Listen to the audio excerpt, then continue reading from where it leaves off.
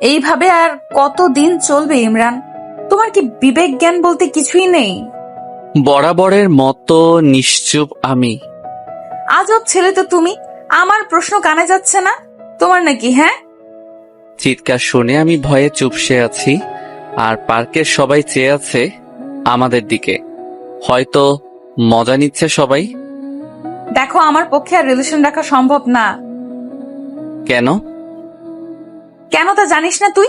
তোর মতো ছেলে আমার পায়ের নিচে পড়ে থাকে, বুঝছিস? ভাবছিলাম প্রেম করে পরে তোরে শুধরে নিব, কিন্তু শুধরানো তো কি, উল্টো আরো খ্যাত হতে লাগলো। ছোট লোক, তোর কাছে শার্ট চেঞ্জ করারও টাকা নেই নাকি? হ্যাঁ, হয়েছে নীলা, প্লিজ থামো এবার। এসব আর ভালো লাগছে না। দেখতেছো সবাই প্রেম করতে, কিন্তু তুমি এগিয়ে এসেছো। আমার মতোই আমি থাকি, কারো কথা শুনে চলার ইচ্ছা আমার নেই। আর হ্যাঁ, আমার টাকা নাই তাই কিনি না। হইছে? আর কিছু শুনতে চাও? অপমান না করলেও পারতে। ও এই অপমান সেই লাগছে তোমার গায়ে, সেরকম তাই না? তোমার জন্য যে আমার বান্ধবীগুলো অপমান করে আমায়, সেটা আমার ভালো লাগে না। আমার লাগে না? ও সেটা তো তোমার লাগবে না, কারণ তারা তো আমায় অপমান করেছে, তোমায় না। যত সব খ্যাত। বলেই চলে গেল নীলা, আর আমি পার্কেই দাঁড়িয়ে আছি। সব লোকের সিনেমা দেখা শেষ, তারাও যে যার বয়ফ্রেন্ড গার্লফ্রেন্ডের দিকে চলে গেল। হয়তো তারা ভাবছে মেয়েটাই বা এতদিন কি করে রিলেশনে ছিল এই উজবুক ছেলেটার সাথে। গাধা একটা এখন। আমার পরিচয়টা দেই, আমি ইমরান, ইন্টার দ্বিতীয় বর্ষের ছাত্র। মাকে হারিয়েছি যখন ক্লাস 3-তে পড়ি। এরপর বাবা, নতুন বিয়ে করলে অশান্তি চলে আসে আমার জীবনে। সব মা তো আর মা হয় না, কিছু মা রাক্ষসীও হয়, যেমনটা আমার কপালে জুটেছে। বাবার অভাব নেই কোনো কিছুর, আর তার অন্য 2 ছেলেরও অভাব নেই। অভাব শুধু আমার একারই, কারণ চাইলেও কিছু পারি না। আমার মোট শার্ট 2টা, প্যান্ট 2টা। আমার আমার মোট শার্ট 2টা, প্যান্ট 2টা, তাও একটা কলেজে যাওয়ার জন্য, আর অন্যটা বাসায় আর বাইরে। পরে যাই বাসায়, আর সময় পাই কোথায় শার্ট পরা? সারাদিন তো বাসার কাজ করতেই চলে যায়, কাজ না করলে আবার ভাত বন্ধ। এক শার্ট পরে যাই জন্যই নীলা কথা শোনালো। আজ মাঝে মাঝে কথাগুলো অসহ্য লাগে। শুধু নীলা না, আরো অনেক মেয়েই বলেছে মাঝে মাঝে ইচ্ছে করে নিজেকে পাল্টাই, কিন্তু কিভাবে পাল্টাবো? আমার কাছে তো আর টাকা নেই। বাবাও মায়ের কথায় উঠে আর বসে, তাই আমার কথা আর ভাবেও না। খুব অবাক লাগে আমার, যেখানে আমি চোখের মনি ছিলাম সেখানে আজ। আসলে সময়ের সাথে মানুষগুলাও বদলে যায়। চলুন, শুরুটা কিভাবে হয়েছিল তা বলি আপনাদেরকে। এসএসসিতে রেজাল্ট ভালো করায় জেলার সরকারি কলেজে সিট পেতে সমস্যা হয়নি। মাঝে মাঝে ভয় হতো যে সেখানে সব ধনীর ছেলেমেয়েরা পড়ে, আমি কি নিজেকে মানিয়ে নিতে পারবো তাদের সাথে, নাকি পথের মাঝেই পড়ে থাকবো। তারপরও ভর্তি হয়ে যাই কলেজে। প্রথম দিন কলেজে গেলে সবাই ঘুরে ঘুরে দেখতে থাকে আমায়। মনে হয় যে ইমরান নামের ছেলেটা অন্য গ্রহ থেকে এসেছে। দোস্ত, ছেলেটাকে দেখ, কি যে অবস্থা! এই কলেজে চান্স পায় কিভাবে এরা? শরীরের ড্রেস আপের সাথে চশমাটা যা মানিয়েছে না, দেখ। আমি কিছু না বলে চুপচাপ ক্লাস করতাম আর বেরিয়ে আসতাম। তাছাড়া কি বা বলতাম? এসব তো ছিল প্রতিদিনের ব্যাপার। কলেজে আসলে এক প্যারা, আর বাসায় আরেক প্যারা। শুরু থেকেই বলি, আমার ব্যাপারে তো জেনে গেছেন। আমি ইমরান, বাবা ধনী হলেও আমি গরিব। আর নীলা অনেক ধনী পরিবারের মেয়ে, সে দেখতেও অনেক কিউট। আমার মতো সে হাবলু টাইপের না, অনেক আধুনিক মেয়ে সে। পড়ালেখায় তেমন ভালো না। বন্ধুদের আড্ডায় সবার আগেই পাওয়া যায় ও। সারাদিন ওদের সাথে হই হুল্লোড় করে বেড়ানোই ওর কাজ।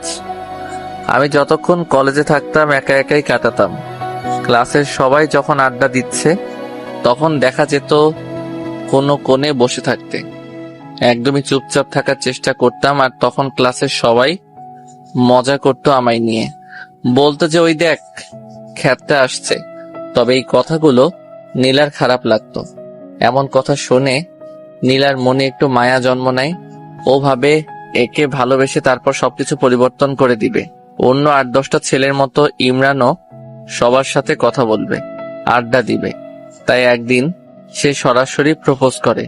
সেদিন আমি নীলাকে কিছু না বলেই চলে আসি, কিন্তু সেও নাছোড়বান্দা, ও পিছনে লেগেই থাকে। কলেজে যখন একা একা বসে থাকি তখন সে এসে পাশে বসে গল্প করতে চায়, হাতটা ধরতে চায়, চশমাটাও খুলে দিতে চায়, কিন্তু আমি দেই না। শুধু বোকা মার্কে একটা লুক নিয়ে বলি যে চশমা ছাড়া আমি কিছুই দেখি না। এমন ভাবে সবসময় নীলা আমার পিছনে থাকতো, যার ফলে একদিন আমি ঠিকই রাজি হয়ে যাই। তবে পরিবারের কথা লুকিয়ে রেখেছিলাম ওর কাছে। হ্যাঁ, বলার সম্পর্ক শুরু হয়, আর নীলাও তার উদ্দেশ্য অনুযায়ী পরিপাটি করার দিকে মন দেয়। সব সময় শাসনের মাঝে রাখতো, এটা করবা না, ওটা করবা না, এটা পরবা না, এটা খাবে না ইত্যাদি। আমিও শুনতাম, কিন্তু যখন সে চালচলনে পরিবর্তন আনতে বলে তখন একটু পিছু নেমে যায়। কারণ আমার তো সম্ভব না অন্য 8-10টা ছেলের মতো চলা। আমার দ্বারা সম্ভব না ক্লাসের সবচেয়ে স্টাইলিশ ছেলেটার সাথে তাল মিলিয়ে চলা, কারণ আমি কঠিন বাস্তবতার শিকার। নীলা সেই কথা জানতো না, তাই সব সময় ওকে এসব কথা বলতো। প্লিজ নিজের মাঝে একটু পরিবর্তন আনো। এত বোকা খ্যাত টাইপের কেউ হয়? তোমার কি বিবেক নেই? ক্লাসে বাকি ছেলেদের দিকে তাকাও একবার। ওরা কিভাবে চলে আর তুমি কিভাবে চলো? তখন শুধু মাথা নিচু করে করে শুনতাম। সেদিন নীলা বলে যে, শোনো, আজকে বিকালে আমার জন্মদিনের পার্টি আছে, ভালো করে রেডি হয়ে আসো। কিন্তু আমি ঠিক আগের মতোই এসেছিল। কি করবে, 2টা শার্ট আর 2টা প্যান্ট ছাড়া যে ওর কিছুই নেই। প্রতিবার যেই শার্টটা পরে আসে এটাই আজকে পরে আসলাম। সাথে আছে একজন আদর্শ বোকা মানুষের সকল উপাদানগুলো। নীলা তখন অনেক রাগী চোখে আমার দিকে তাকায়। পরে বাধ্য হয়েই নিয়ে যায়, পুরনো বান্ধবীদের সাথে দেখা করে, আমাকেও পরিচয় করিয়ে দেয়। কিন্তু আমাকে দেখে সবাই অন্য চোখে ওর দিকে তাকায়। এখানে যারা এসেছে সবাই উচ্চ পরিবারের, কিন্তু আমি দেখেই মনে হচ্ছে ও কতটা সাধারণ। পায়ে আছে 100 টাকা দামের অতি সাধারণ জুতা। ওদের চাহনির উদ্দেশ্য বুঝতে পেরে আমি একটু দূরে গিয়ে দাঁড়াই। এদিকে ওর একটা ফ্রেন্ড বলে ওঠে, নীলা, তোর মতো একটা মেয়ে এমন একটা খ্যাতের সাথে প্রেম করবি এটা ভাবতেও পারিনি। এইটা কোনো ছেলে হলো? ওর দিকে তাকাতো একবার। সাথে সাথে বাকিরাও ওর সাথে তাল মিলায়, আর নীলা লজ্জায় একেবারে মাথা নিচু করে ফেলে। ও তার বন্ধুদের সামনে চলে আসে। আমিও সব কথা শুনেছি, তবে চুপ করেছিলাম, কারণ আমি জানতাম এমন কিছুই হবে। এটা নতুন কিছু না, এমন কথা শুনতে শুনতে অভ্যস্ত হয়ে গেছি। এরপর ওখানে না থেকে বাসায় চলে আসি। নীলা খুব রেগে গিয়ে বলেছিল, যদি কালকে শার্টটা পরিবর্তন করে না আসি তাহলে অন্য কিছু হয়ে যাবে। আমি তখন বলতে চাই আমার কথাগুলো, কিন্তু সেটা না শুনেই ফোন কেটে দেয়। খুব কষ্ট হচ্ছে আমার জন্য আজকে ওকে এতটা অপমানিত হতে হলো। ভাবলাম বাবার কাছ থেকে কিছু টাকা চেয়ে নিবে, যাতে করে নতুন একটা শার্ট কিনা যায়। কিন্তু বাবার রুমে গিয়ে দেখি প্রচন্ড ঝগড়া হচ্ছে তাদের, আর ঝগড়ার মূল কারণটাই হলাম আমি। ঝগড়ার এক পর্যায়ে মা বলে ওঠে, কি পেয়েছো তুমি? এটা আমার সংসার, তাই এখানে আমার অর্ডারে শুধু চলবে। কোনো একটা ছেলেকে এনে বাসায় রেখেছ, সারা বছর ঘাড়ে পড়ে আছে, একটু কাজ করলেই তো পারে। এটা তো আর কোনো সরকারি হোটেল না। তখন বাবা বলে, আসতে বলো, ইমরান শুনবে। কথাটা শোনা মাত্র মার আওয়াজ যেন আরো বেড়ে গেল। স্পষ্টই বোঝা যাচ্ছিল আমাকে কথাগুলো শোনানোর জন্যই এভাবে বলছে। আবার বলে উঠল, কারো যদি লজ্জা থাকলেও তাহলে সে এভাবে অন্যের ঘাড়ে বসে খেত না। কতদিন একটা মেয়েকে খাওয়ানো যায়, আর খাওয়ার সময় তো একটুও কম খায় না। এটা ভাবে না যে এখানে দয়ার খানা খাচ্ছে সে। মা এর সবগুলো কথাই শুনি, কিন্তু জবাব দেওয়ার মতো শক্তি নেই। তাই চোখের অশ্রু ফেলেই তার সেই কথার জবাব দিলাম। ফুপিয়ে ফুপিয়ে কাঁদতে লাগলাম। কেন আজকে আমি এমন অবস্থার সম্মুখীন? আমারও তো অনেক সুন্দর একটা পরিবার ছিল, কত সুখের ছিল পরিবারটা। বাবা মায়ের একমাত্র সন্তান ছিলাম। অঢেল সম্পত্তির মালিক ছিল বাবা, কিন্তু আচমকাই একটা অসুস্থতায় মা মারা যায়, যার ফলে আজকের এই পরিস্থিতি, আর আমি হয়ে যাই এতিম। লাবিব তখন ছোট ছিল, তাই সেই সুযোগে তার চাচা তাদের সব সম্পত্তি নিয়ে যায়। লাবিব হয়ে যায় একদম নিঃস্ব। সেদিন আর বাবার কাছে টাকা চাইতে পারিনি, যার ফলে আর কিছু কিনাও হয়নি। রাতে না খেয়েই ঘুমিয়ে পড়ি। পরদিন সকালে পকেটের 10 টাকা দিয়ে গিয়ে বাইরে নাস্তা করে নেই। দুপুরটা না খেয়ে কাটিয়ে দেই। আমি যে না খেয়ে আছি এটা আমার ঠিকই বুঝতে পেরেছে, কিন্তু একবারের জন্য খেতে বলেনি। বিকেলে নীলা ফোন দেয়। কোথায় আসবি জিজ্ঞেস করতেই বলে যে কলেজের পাশের পার্কে আসতে। অনেকটা ভয়ে ভয়ে বাসা থেকে বের হই। আমি জানি না নীলা কি করবে আমার সাথে যখন সে দেখবে আমার গায়ে সেই পুরনো শার্টটাই আছে, যখন দেখবে পায়ে সেই আগের জুতাই আছে, যখন দেখবে মাথার চুলগুলো আগের মতোই এলোমেলো, তখন যে কি করবে আমার সাথে। এসব ভাবতে ভাবতে পার্কে কখন আসি বলতেই পারি না। নীলার সামনে যেতেই তার চোখ দুটো লাল করে ফেলে। ওর পুরো মুখটাই লাল হয়ে যায়, যেটা দেখে বুঝতে পারি যে নীলা প্রচন্ড রেগে গেছে। আর তখনই প্রথমে সেই কথাগুলো বলে। এভাবে আর কতদিন ইমরান? আমি আর পারছি না। কি করলাম আমি নীলা? কি করলাম মানে? আমার কথার কোনো গুরুত্ব নাই তোমার কাছে? কি বলো এসব? অবশ্যই আছে। আসলে কাজে অনেক বিজি ছিলাম, তাই আর মার্কেটে যাইনি। ভালো। টাকা আছে কি তোমার কাছে? সরি নীলা। চুপ করো। তুমি তাকাও তো একবার নিজের দিকে। কেমন দেখা যায় তোমাকে? তোমার জন্য কোনো বন্ধুদের সামনেও যেতে পারে না লজ্জায়। সবাই দেখলেই বলে যে ওই খ্যাতটার জিএফ আসছে। আমি মাথা নিচু করে রাখি শুধু। তোমার সাথে আমি আর পারছি না। আমার একটা সম্মান আছে। ভেবেছিলাম ভালোবাসার পর তুমি পরিবর্তন হবে, কিন্তু তোমার মাঝে এক ফোঁটাও পরিবর্তন আসেনি। সরি। না, আমি আর পারছি না। তোমার সাথে সবকিছু এইখানেই শেষ করলাম। এটা বলেই নীলা উঠে চলে গেল, আর আমি অশ্রু ভেজা চোখে ওর চলে যাওয়ার দিকে তাকিয়ে থাকি। এছাড়া কি বা আর করতে পারি? এই মুহূর্তে প্রচন্ড কষ্ট হচ্ছে। গাল বেয়ে বেয়ে চোখের পানি পড়ছে। আমি জানি নীলা আমার সম্পর্কে কিছুই জানে না, তাই এমন করেছে। কিন্তু সে কি করবে? তার তো কিছুই করার নেই। তারও তো মান সম্মান আছে। মনে হচ্ছে নিঃশ্বাস এখনই বন্ধ হয়ে যাবে। আস্তে আস্তে উঠে দাঁড়িয়ে সোজা চলে যাই নদীর পাড়ে। সেখানে গিয়ে বসে চোখ থেকে চশমাটা খুলে ইচ্ছা মতো কেটে নেই। যদি মা থাকতো, কারো দয়ার পাত্র হয়ে থাকতে হতো না, এতটা অসহায়ও থাকতে হতো না। একটু পর চোখের পানিটা মুছে আকাশের দিকে তাকাই আর চিৎকার করে বলতে থাকি, আল্লাহ, কেন তুমি এমন করলে আমার সাথে? কি দোষ করেছিলাম আমি? কেন এত কষ্ট দাও আমাকে? কেন আমার মাকে কেড়ে নিলে আমার কাছ থেকে? কেন তার আদর ভালোবাসা আমাকে পেতে দিলে না? আমার এখনো মনে পড়ে ছোটবেলায় চুল কাটাইতে চাইতাম না, জন্য মা জোর করে বাবার সাথে পাঠাই দিত। আর এখন সেই চুল কাটাতে চাইলেও টাকা নেই। ঈদের দিনে সকালে উঠে মা এসে আগে আমায় আমার গিফট দিত, কত আদর করেই না লাচ্ছা খাওয়াই দিত। আর এখন আমার সৎ ভাইদের সৎ মা খাওয়াই দেয়, ঈদের ড্রেস দেয়। আমি শুধু চেয়ে দেখি, কি আর করব, মা নেই যে। কিছুক্ষণ পর খেয়াল হলো যে অনেক রাত হয়ে গেছে, সাথে প্রচন্ড ক্ষুধা একদম সহ্য করতে পারি না, তাই বাসার দিকে এগিয়ে যাই। বাসায় আবার যে কি অপেক্ষা করছে কোনো কাজই করা হয়নি। বাসার সিদ্ধান্ত নেই, যত কিছুই বলুক কান পেতে সেগুলো শুনবো আর খেয়ে নিব। বাসায় মা বসে বসে টিভি দেখছিল, কিন্তু আমি এসে কলিং বেল বাজাতেই উনি প্রচন্ড বিরক্ত হন। প্রথমে ভেবেছিলেন ওনার স্বামী এসেছে, কিন্তু দরজা খুলে যখন দেখেন আমি দাঁড়িয়ে আছি, তখন ওনার রক্ত গরম হয়ে যায়।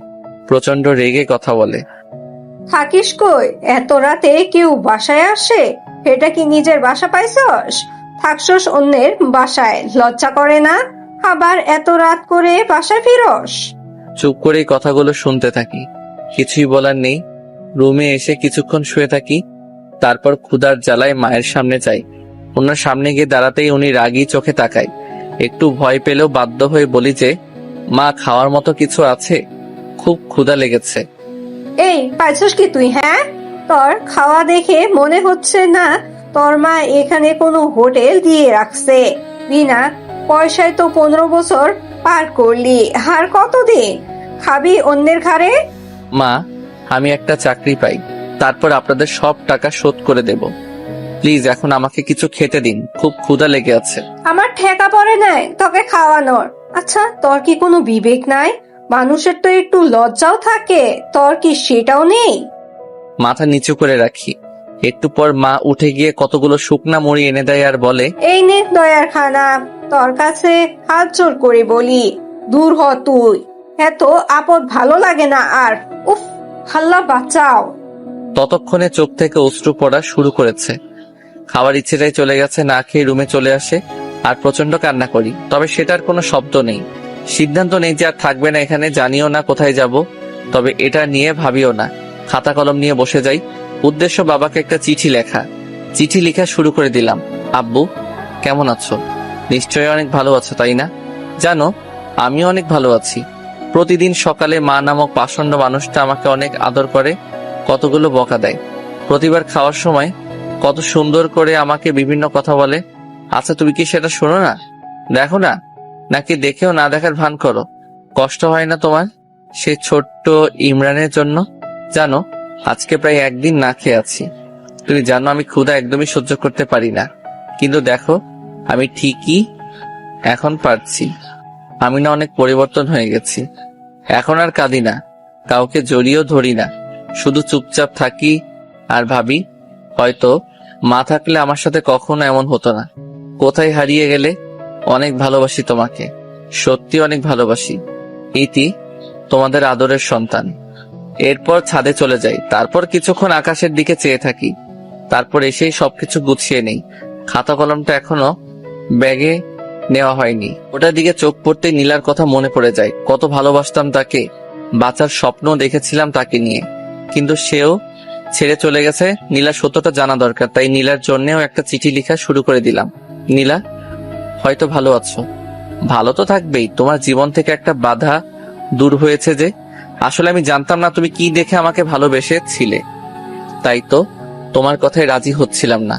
কিন্তু যখন তুমি বারবার এসে আমাকে বলতে লাগলে, তখন কেন যেন আমার মনে হলো তুমি সত্যি ভালোবাসো আমাকে।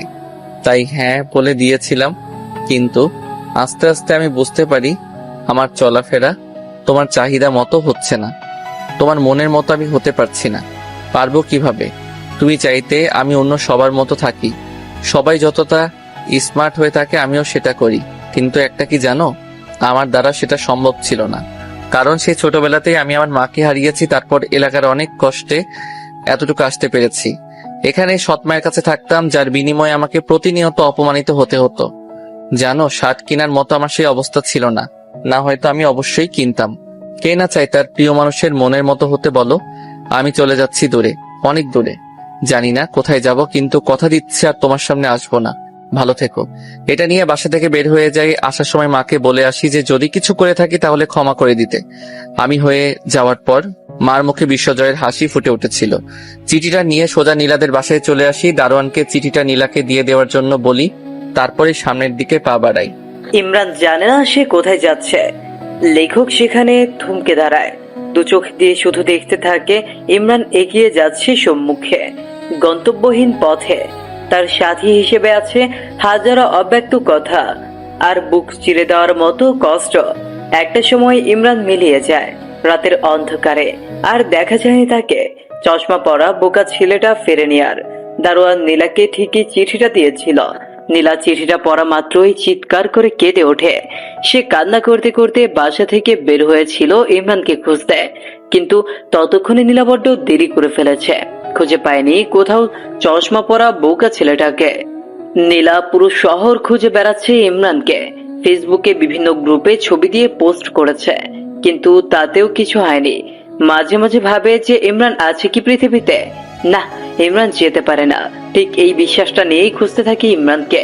কিন্তু এই পৃথিবীতে এত মানুষের ভিড়ে কাউকে খুঁজে পাওয়া কি এতটাই সোজা? এভাবেই চলতে থাকে দিন। আর দেখতে দেখতে পরীক্ষাও চলে আসে। নীলা ভাবে ইমরান হয়তো এইচএসসি পরীক্ষা মিস করবে না, তাই সে প্রতিটা দিন সবার আগে এক্সাম হলে চলে যায়। কিন্তু এতেও কোনো কাজ হয়নি। যে চলে যায় সে একেবারেই চলে যায়, ফেরার জন্য হয়তো চলে যায় না, এরই মধ্যে ঘটে যায় অন্য এক কাণ্ড। ফেসবুকে হঠাৎ মেসেজ রিকোয়েস্ট চেক করতে ইচ্ছে হলো নীলার। মেয়ে মানুষ তো, অনেক মেসেজ রিকোয়েস্ট আসে, কিন্তু কখনো তা চেক করে না। আজ কেন জানি ইচ্ছে হলো চেক করতে। চেক করার এক পর্যায়ে একটা মেসেজ দেখিয়ে নীলার চোখ আটকে যায় সেখানে। আজ থেকে 3 মাস আগের মেসেজ এটা। হ্যালো, আপনি যে ছেলেটার পিক গ্রুপে দিয়েছেন তার মতো কাউকে আমি সিলেটে দেখেছি। হোয়াট? সিলেট? ভাইয়া আপনি কোথায় এখন? প্লিজ একটু তাড়াতাড়ি বলেন না। হ্যালো ভাইয়া, আপনি কি লাইনে আছেন? অপরদিকে কোনো রেসপন্স আর আসে না। হতে পারে আইডির মানুষটা আর ফেসবুক চালায় না। আম্মু, আম্মু, কি হয়েছে মা? মা আমি সিলেট যাব। এরপর সব খুলে বলে তার মাকে। তা তোর বাবাকে কি বলবি? তুমি ম্যানেজ করো না প্লিজ। ওকে দেখি। আচ্ছা চল একটা প্ল্যান করি। কি প্ল্যান আম্মু? শোন, ওখানে গিয়ে তোর খালার বাসায় উঠবি। তারপর তোর বাবাকে বলবি আমি এখান থেকে অ্যাডমিশন কোচিং করব। তানহা আছে, ওখানে একসাথে যাওয়া আসা করবি। বেশ হবে, তাই না? হোয়াট আইডিয়া আম্মু, love you. I love you too my sweet মামনি। আসলে নীলা আর ওর মায়ের সম্পর্কটা অত্যন্ত মধুর। অনেক মেয়েরই মায়ের সাথে এরকম ভাব থাকে।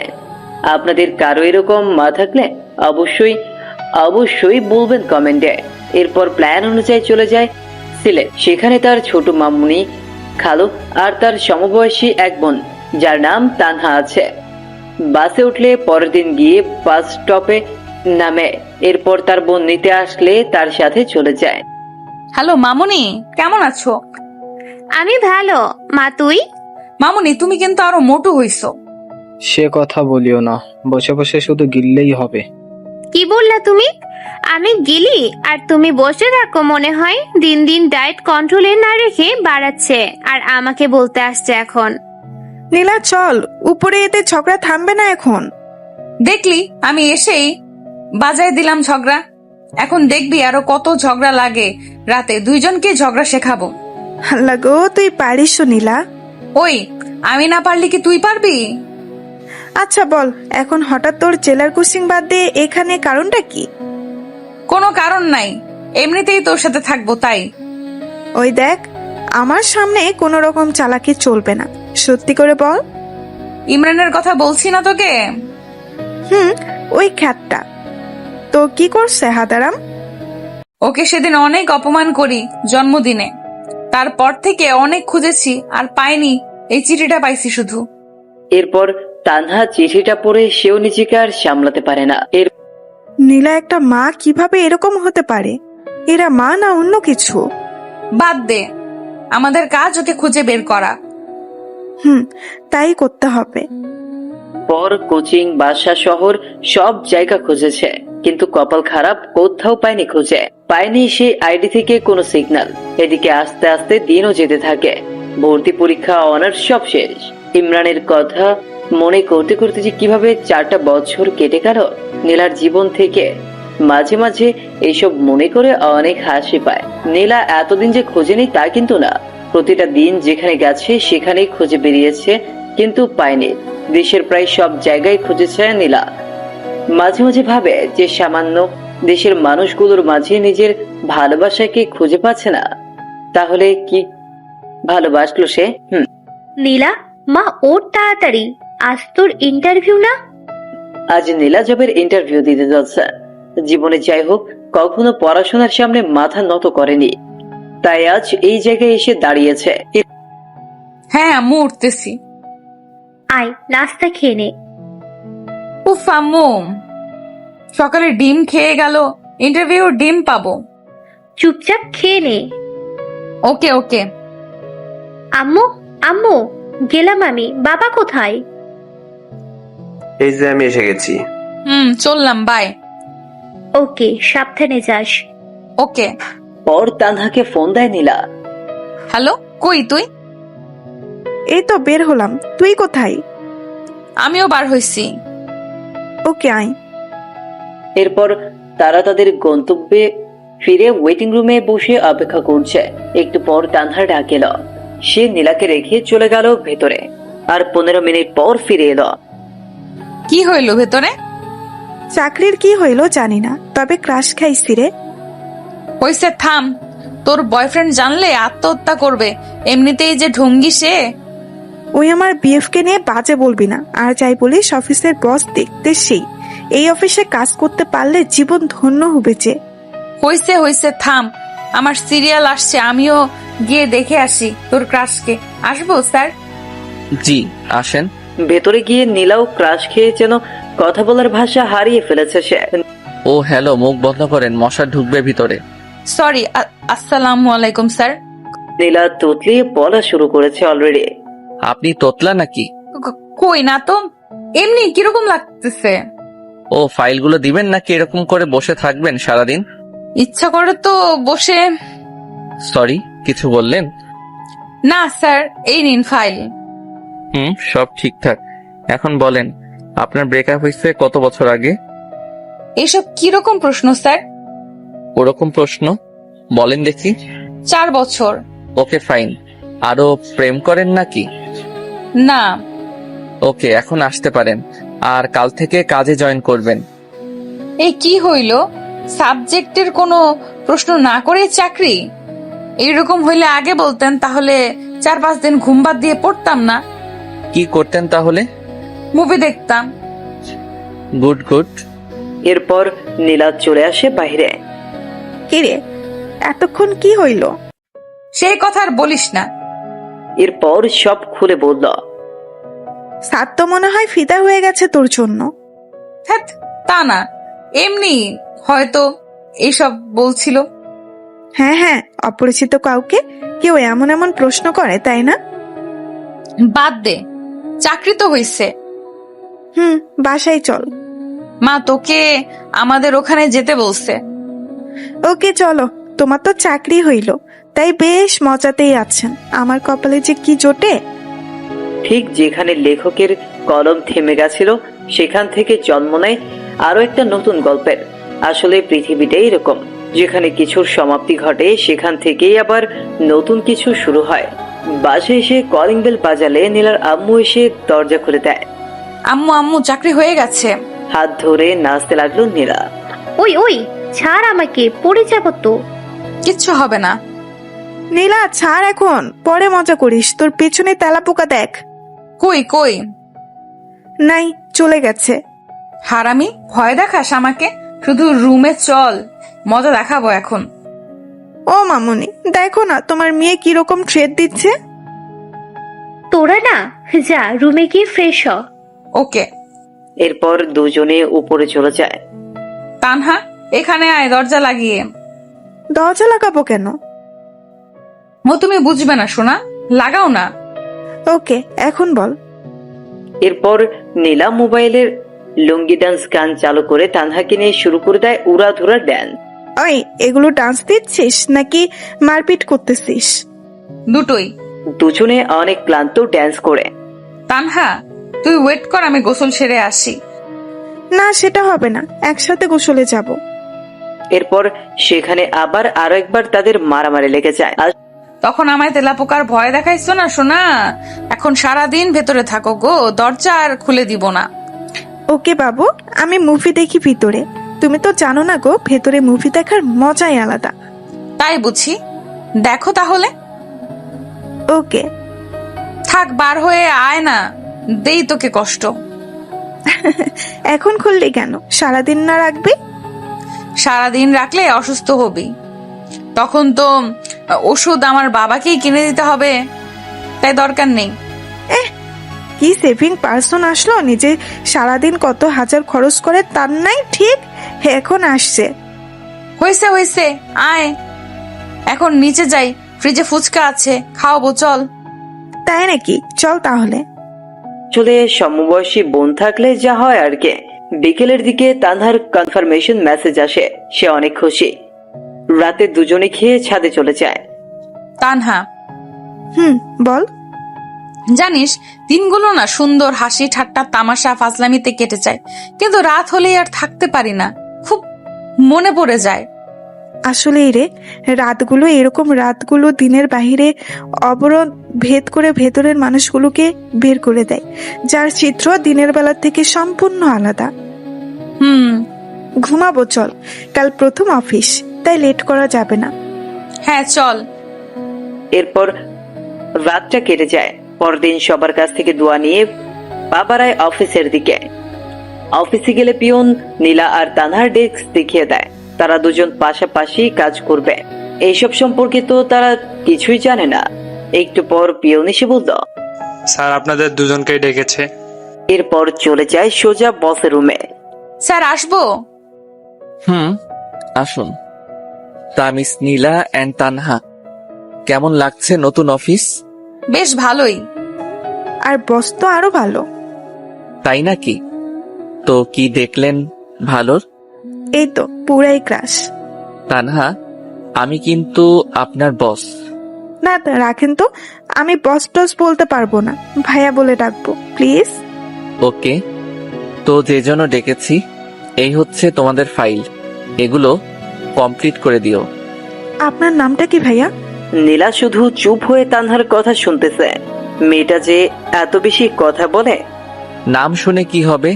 ভাইয়া বলে ডাকবো, আর ভাইয়ার নামটা জানবো না? তাই, আমার নাম সাজিদ। ওকে, আর তুমি করে বলবো। যা ইচ্ছে বলিও, এখন যাও কাজ করো। Okay bye. আরো শোনো, বলেন। লাঞ্চ টাইমে একসাথে খাবো। ওকে ভাইয়া। এরপর যে যার কাজে মন দেয়। এইদিকে লাঞ্চের টাইম কোন দিক দিয়ে চলে যায় তা সাকিব বুঝতেই পারে না। ভাইয়া একটু সময় হবে কি? তোমার ক্ষুধা লাগছে অনেক তো। ও সরি, আমার তো মনেই নেই, তো তোমরা আগে মনে করে দিবা না? আপনি যে মনোযোগ দিয়ে কাজ করতেছেন, কিভাবে ডিস্টার্ব দেই বলেন? ওকে, চলো এখন। এরপর লাঞ্চ শেষ করে আবার সবাই যে যার কাজে চলে যায়। অফিস টাইম শেষ হলে বাসায় চলে যায় সবাই। আমজাদ চাচা সবার বাসায় তাদের জন্য কেউ না কেউ অপেক্ষায় থাকে তাদের জন্য, তাই তারা অফিস ছুটি হলে চলে যায়। কিন্তু আমার বাসায় তেমন কেউ নেই। তাছাড়া ওরা যে টাইম দেয়, আমিও যদি তাই করি তাহলে তো ওদের আর আমার মাঝে কোনো পার্থক্য থাকবে না। চাচা, আপনি চলে যান, আমি কাজ শেষ করে চলে যাব। ওকে ঠিক আছে। এরপর সাজিদ কাজ শেষ করে সোজা চলে যায় পার্কের দিকে। সেখানে কিছু এতিম ছেলে মেয়ে আছে, তাদের সাথে গল্প করে। রাতের খাবার খেয়ে বাসায় যায়। এভাবেই দিন চলে যায় ইমরানের।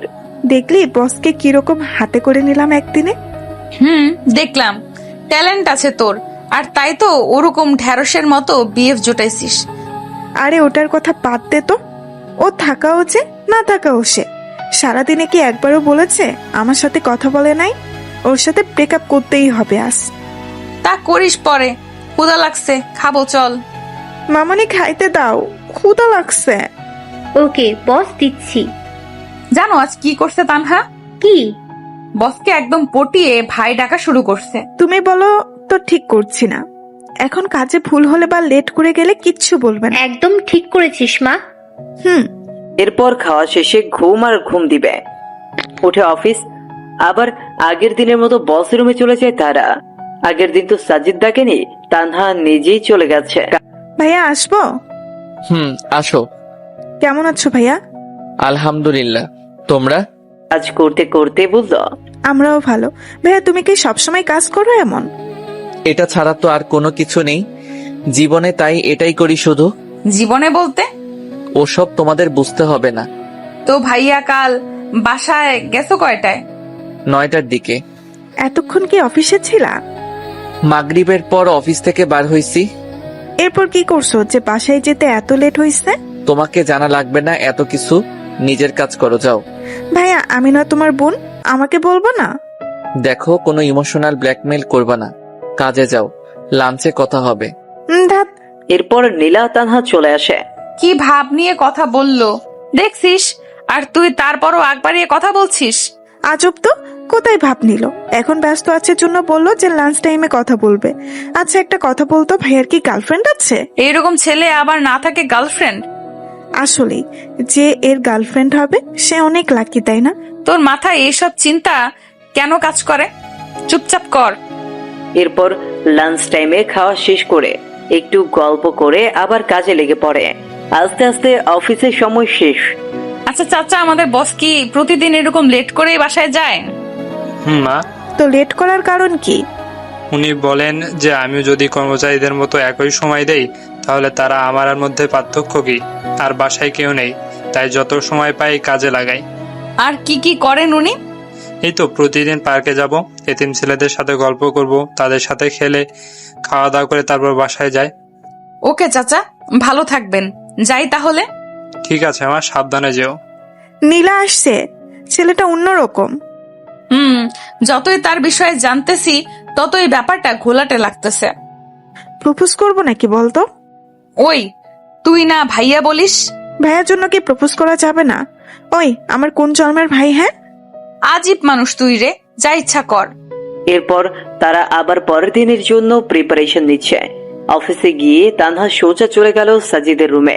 হাই কেমন আছো? ভাই, একটা কথা বলি। বলো। ধরো আমি যদি তোমায় প্রপোজ করি তখন তুমি কি করবা? দেখো, এরকম মন মানসিকতা নিয়ে যদি এখানে আসো তাহলে আসতে পারো। এখন এটা অফিস, প্রেম করা জায়গা না। আর হ্যাঁ, আমি তোমায় বোন ভাবি, অন্য কিছু না। আর এর থেকে বেশি বাড়াবাড়ি করলে এটাও হারাবা। সো বোনের মতোই থাকো, এতেই ভালো। ওকে। এটা বলেই তানহা চলে গেল নিজের ডেস্কে। নীলাকে সব খুলে বলতেই হাসতে হাসতে শেষ। এই কুত্তি, হাসিস কেন?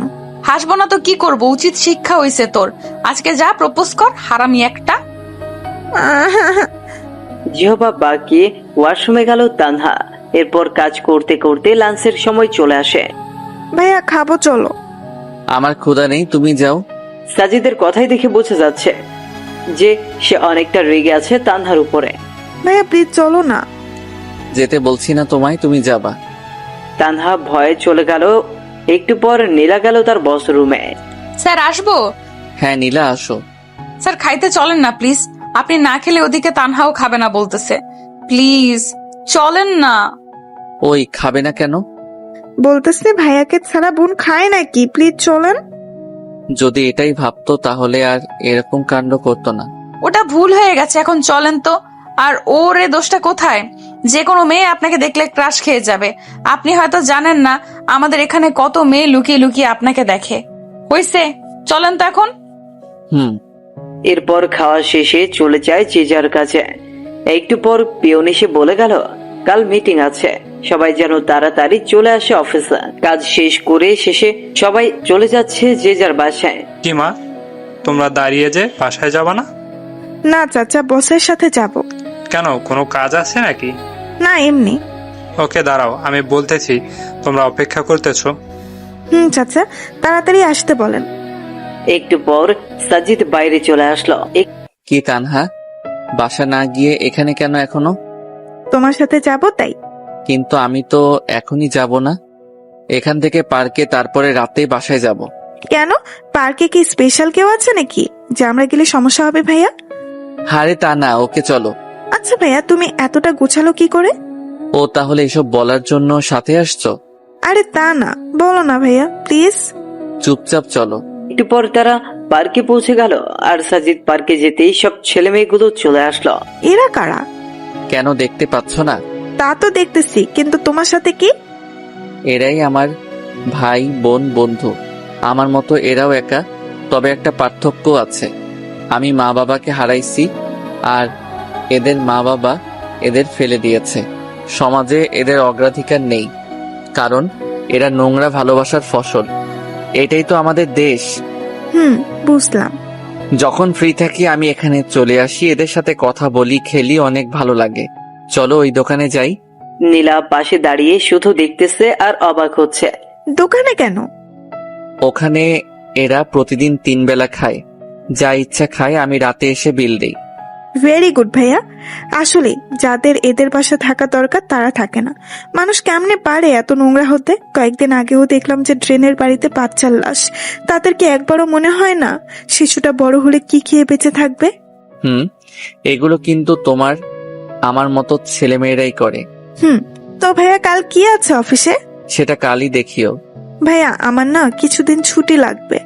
শুধু তোমার, এই ম্যাডামের লাগবে না? স্যার আমারও লাগবে। তো এরকম স্ট্যাচু হয়ে আছেন কেন?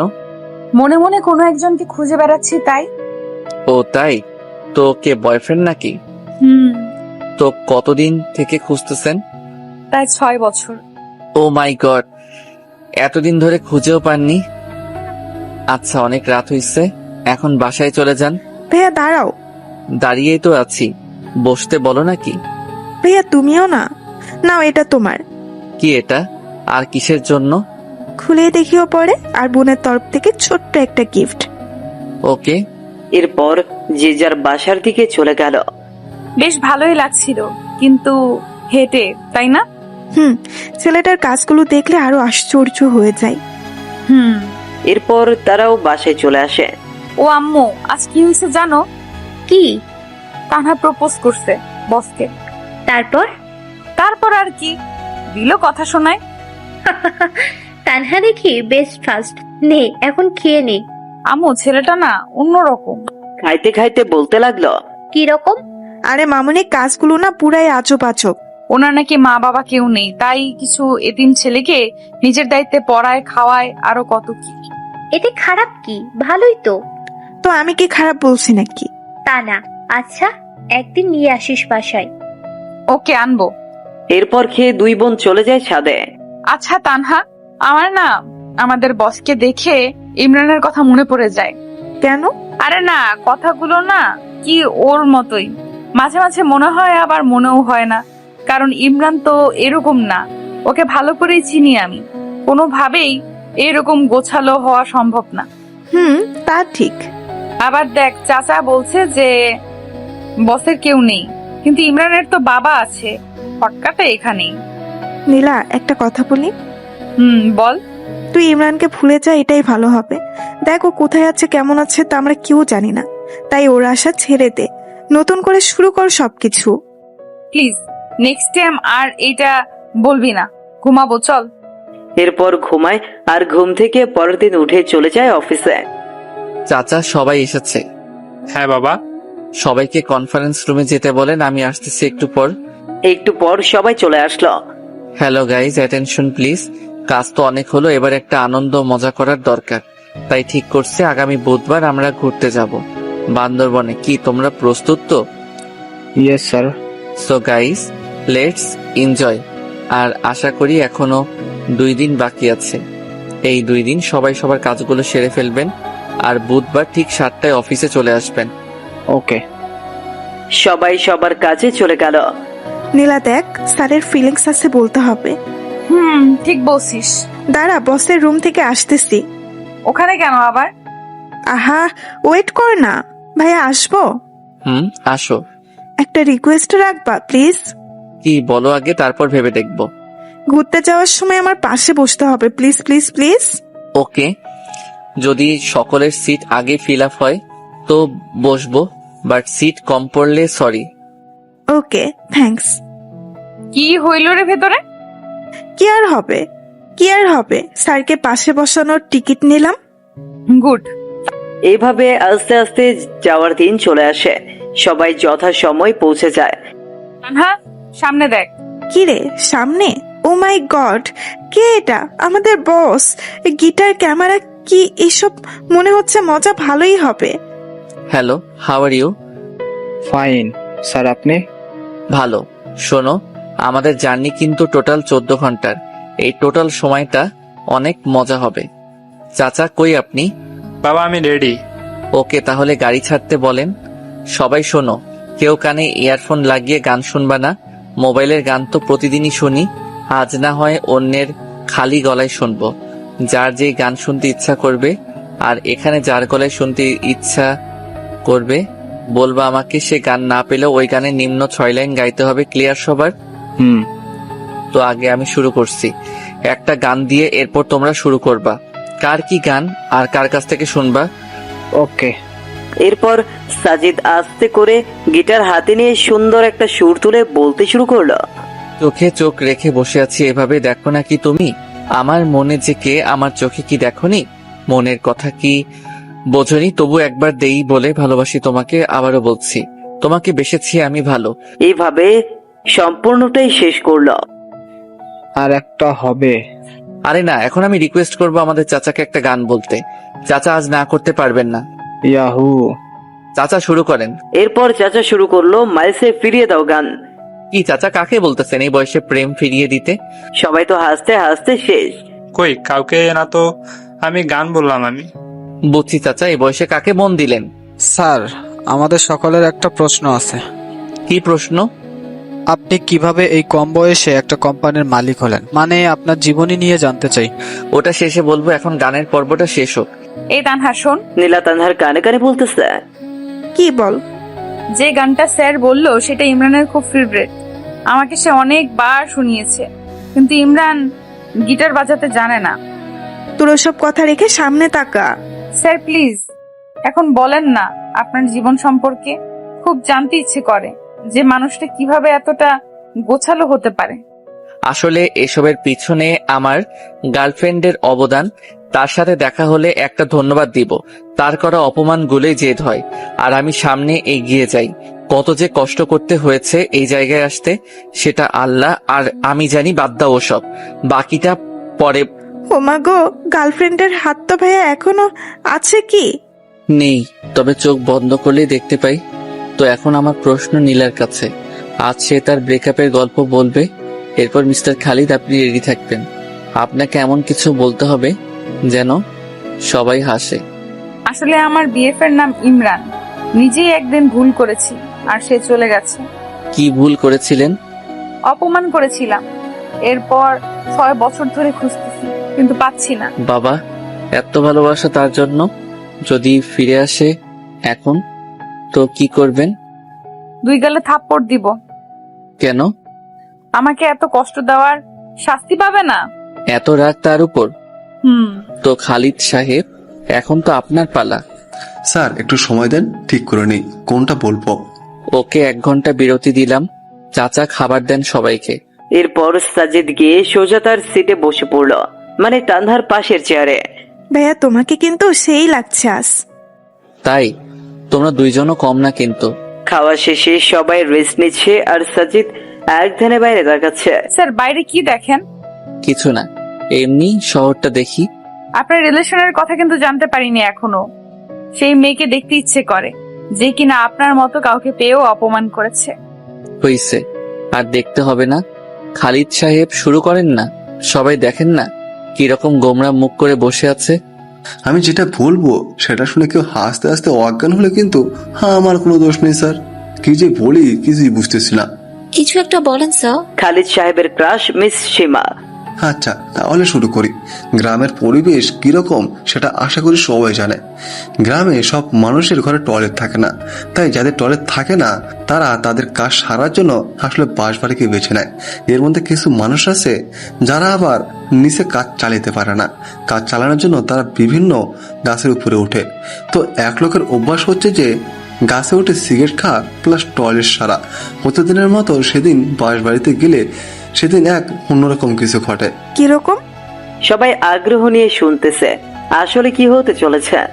সেদিন তিনি চারপাশ দেখে সুন্দর গাছে উঠে গেল, তারপর আস্তে আস্তে সিগারেটের টান আর কাজ শুরু করে দিল। এদিকে এক বৃদ্ধ আবার নিচে এসে বসে পড়েছে। উপরে যে একজন আছে তার লক্ষ্যই করেনি। এদিকে উপরের জন্য নিচের জনকে দেখে নাই, তাই যে যার মতো কাজ করতেছে। উপরের জন তখনও শুরু করতে পারে নাই, তাই জোরে চাপ দিয়ে গাছ নাড়া শুরু করেছে। এটা আবার নিচের জন দেখে উপরে যেই তাকাইছে ঠিক সময়ই জিনিসের সাথে তার মুখে চোখু উপরের জন তখনও বুঝতে পারে নাই যে নিচে কি হচ্ছে, তাই সে কাজ চালাইতেই লাগলো আর নিচের জনের মুখ শেষ। কোন রকমের নিচের জন মুখ তুলে বলল, ওই থামবো নাকি লাঠি দিয়ে গাছে উঠবো। এটা শুনে উপরের জন নিচে তাকায় দেখে যা কাজ এতক্ষণে সেরে ফেলেছে সে আর কে পায়। তাকে এক লাফ দিয়ে গাছ থেকে লাফ দিয়ে দেবো। আর নিচের জন বলতেছে, হারামজাদা কি খাস তুই, এত টক আর কি গন্ধ। গাছে উঠে তোর টয়লেটের দৃশ্য আবার এক ভাই দূর থেকে ওপ্পো মোবাইল দিয়ে ভিডিও করছে। এরপর পুরো গ্রাম প্রচার। হা হা হা। কি শোনাইলেন ভাই? এরপর অন্য পর্ব শুরু হয়ে গেল। যে যার কাছে ইচ্ছা গান শুনতে যাচ্ছে আর সাজিদ সুন্দর করে গিটার বাজিয়ে যাচ্ছে, যা শুনে সবাই মুগ্ধ। এর মাঝেই তারা দুপুরের খাওয়া শেষ করে দিয়েছে। শোনো সবাই, আর অনলি 5 ঘন্টা রাস্তা আছে, এই সময়টা সবাই একটু রেস্ট নাও। এরপর যে যার সিটে। সাজিদও গেল তার সিটে। একদিকে 3 সিট হওয়ায় সাজিদ, নীলা, তানহা 3 জন একসাথেই সাজিদের পাশে নীলা জানলার পাশে বসে সাজিদ বাইরের শহর দেখতেছে সে। কতই ব্যস্ত না সবাই, যে যার গন্তব্যে ছুটছে। হয়তো কারো মায়া টানছে তাদের এইদিকে ঘুমের মাঝে নীলা মাথাটা সুন্দর করে সাজিদের কাঁধে দিয়েছে, যা সাজিদের মনে অন্যরকম ভালো লাগে। ইচ্ছে করে হাত দুটো শক্ত করে জড়িয়ে ধরতে, কিন্তু ধরতে গিয়েও কোথায় যেন বাধা পায় সে, তাই আর দেওয়া হয়ে ওঠে না। কি যে মায়াবী লুক একটা, যা দেখে কোনো ছেলে ক্রাশ না খেয়ে থাকতেই পারবে না। সাজিদেরও এর ব্যতিক্রম হবে না। এই যে ভাইয়া, কি দেখতেছো ভাবে? কই কি এমনি কি নিষ্পাপ লাগছে? তাই নাকি? শুধু নীলা না ঘুমাইলে সবাইকে নিষ্পাপ লাগে। তাই নাকি? কই আগে তো জানতাম না। তুমি একটু ঘুমাও তো দেখি কিরকম নিষ্পাপ লাগে। ভাইয়া তুমিও না। এর মধ্যেই নীলা উঠে যায়। এদের কথাবার্তায় সরি, আমি ভুলে মাথা দিয়ে ফেলেছি, স্যার ক্ষমা করবেন। সমস্যা নেই, তুমি এভাবে ঘুমাইতে পারো। না, আর ঘুম আসবে না। তাই? তাহলে একটা গান শোনাও। ঘুম থেকে উঠে কেউ গান বলার মুডে থাকে নাকি? তাই এই যে পানি নাও আর ফ্রেশ হও। এদিকে এসে আমি বাকিদের অবস্থা দেখে আসি। ওকে। সবার কি অবস্থা, ঠিক আছেন তো? স্যার সবাই ঠিক, শুধু মোটো ভাইয়ের একটু সমস্যা হয়েছে। কি সমস্যা? স্যার চাপ দিয়েছে আর মোটো ভাই সহ্য করতে পারছে না, যখন তখন ড্রাম ফেটে যাবে। মোটু ভাই আর একটু সহ্য করেন, আমি ড্রাইভারকে বলছি কোনো হোটেল দেখে গাড়ি পার্ক করতে। এরপর নিজের সিটে চলে এলো। রাত 11টার দিকে তারা গিয়ে রিসোর্টে ওঠে। এরপর সবাই সবার রুমে, আর সাজিদ বাইরে এসে রাতের আকাশ দেখতেছে, যা তানহার চোখে পড়ে। কি দেখতেছো ভাইয়া? এই তো তারাগুলো দেখি। দেখো, সবগুলোকে স্থির দেখা যাচ্ছে, কিন্তু কেউই স্থির না। যে যার নিজের বেগে ছুটছে তো ছুটছে, দিন শেষে আবার এক জায়গায় মিলছে। কি অদ্ভুত, তাই না? ভাইয়া একটা কথা বলি। বলো। তারাগুলো কিন্তু কাউকে কেন্দ্র করে ছুটছে, কিন্তু আমাদের মাঝে এমন কেউ কেউ থাকে যারা কিন্তু কোনো কেন্দ্র ছাড়াই ছুটে চলছে। কে বলছে তোমাকে? তাদেরও একটা কেন্দ্র থাকে, তা অন্যরা কেউ জানে না। তো ভাইয়া বোন হিসাবে একটা জিনিস জানতে চাই, না করবা না। কি? তোমার জীবনে কে কে আছে বা কে কে নাই, তারা কোথায় গেছে সব? কি হবে শুনে? ভাইয়া প্লিজ। কেউ নেই আমার, তার থেকেও 5 বছর আগে চলে এসেছি। কেন? সৎ মায়ের প্যারা সহ্য করতে পারছিলাম না, তাই। আসলেই আমাদের সমাজে অনেক মানুষ আছে এরকম, যেমন নীলার বয়ফ্রেন্ডটা, সেই চলে গেল সৎ মায়ের প্যারায়, আর খোঁজ মিলল না। খোঁজে নাই তাকে? কি বলো, খুঁজে নাই? এমন কোনো জায়গা বাদ রাখি না এই শহরে, কিন্তু পাইনি। এখন নীলা খুঁজে বেড়ায় তাকে, প্রতি রাতে কাঁদে এই ছেলের জন্য। আমি যদি বলি ছেলেটা ওর সামনেই? হোয়াট? ভাইয়া আমি কিন্তু মজা করছি না, সিরিয়াস আমি। আমিও মজা করছি না, দেখো এটা। মানে কি এসব? কেমনে কি করে হলো? আমি তো স্বপ্ন দেখছি না তো। না, সেসব অনেক কথা, কত মানুষের যে কথা শুনে এই পর্যায়ে এসেছি। আগে বলো, এত স্মার্ট কি করে হলে? সেই স্কুল জীবন থেকেই খ্যাত নামটা শুনতে শুনতে তিক্ত হয়ে গেছি, তাই ভাবছি যে আগে নিজেকে বদলাবো। সেজন্যই একটা পার্ট টাইম জব নিয়ে এরপর শুরু করে দেই একদম পড়াশোনা আর নিজেকে বদলানোর কাজ। কোনো দিন না খেয়ে থাকতাম, তারপরও বাজার থেকে উন্নত মানের ড্রেসগুলোই কিনতাম। এরকম কত রাজ্যে মুড়ি খেয়ে পার করে দিয়েছি। এরপর আস্তে আস্তে বিশ্ববিদ্যালয়ের গণ্ডি পেরিয়ে এই জায়গায় এসেছি। কোন বিশ্ববিদ্যালয়ে পড়ছো? সাস্ট। মানে আমাদের সামনেই ছিল এতদিন? আর তোমার ডিপার্টমেন্ট এই, কিন্তু কোনোদিন তোমাদের চোখে ধরা দেই নাই। পরীক্ষার সময় 2-1বার দেখা হতো, কিন্তু তেমন লক্ষ্য করো নাই তোমরা। আর এক বড় ভাইয়ের সহযোগিতায় এই কোম্পানিটা খুলি। ওয়েট, ক্লাস টপার কি তুমি সেই সাজিদ? যে কিনা সপ্তাহে একবার ক্লাস করে, ক্লাস টপার? কি আজব, তাই না? আমি নীলাকে বলতেছি সব। ওই থামো, এখন কিচ্ছু বলবা না, দেখবো নীলা চিনতে পারে কিনা। দেখো ভাইয়া, নীলা এইভাবে কোনোদিন দেখেনি তোমায়, তাই চিনতে পাবে না। মনের মিল থাকলে না দেখেও চেনা যায়। জাস্ট ওয়েট করো। তোমরা কি ভাবছো আমি চিনি না তোমাদের? সেই ভার্সিটি থেকেই দেখে আসতেছি তোমাদের। অনেক রাত হয়েছে, ঘুমাইতে যাও। ওকে, গুড নাইট। শোনো। বলো ভাইয়া। প্রমিস করো কখনো বলবা না নীলাকে। ওকে, বাট কখনো যদি জানে তখন? জানবে না। Good night. আর ভাইয়া নামটা কেন তোমার? নীলা বা কেউ যাতে জানতে না পারে। এরপর যে যার রুমে চলে গেল। কি কথা বললি বাইরে? মানে তুই ঘুমাস নাই? না, কি কথা হয়েছে বল। ওসব এমনি কথা বললাম, কেন না ঘুমিয়ে বাইরে আছে এসব, এছাড়া কিছু না। তুই মিথ্যা বলবি না, বললাম। তানহা মনে মনে ভাবতেছে নীলা সব জেনে গেল নাকি। আর ইমরান মানে সাজিদ ভাবছে তানহা কি রাখবে তার কথা। আরে নীলা, এমনি ভাইয়ের সম্পর্কে কথা বললাম, তোর যদি বিশ্বাস না হয় তাহলে গিয়ে জিজ্ঞেস করে দেখ।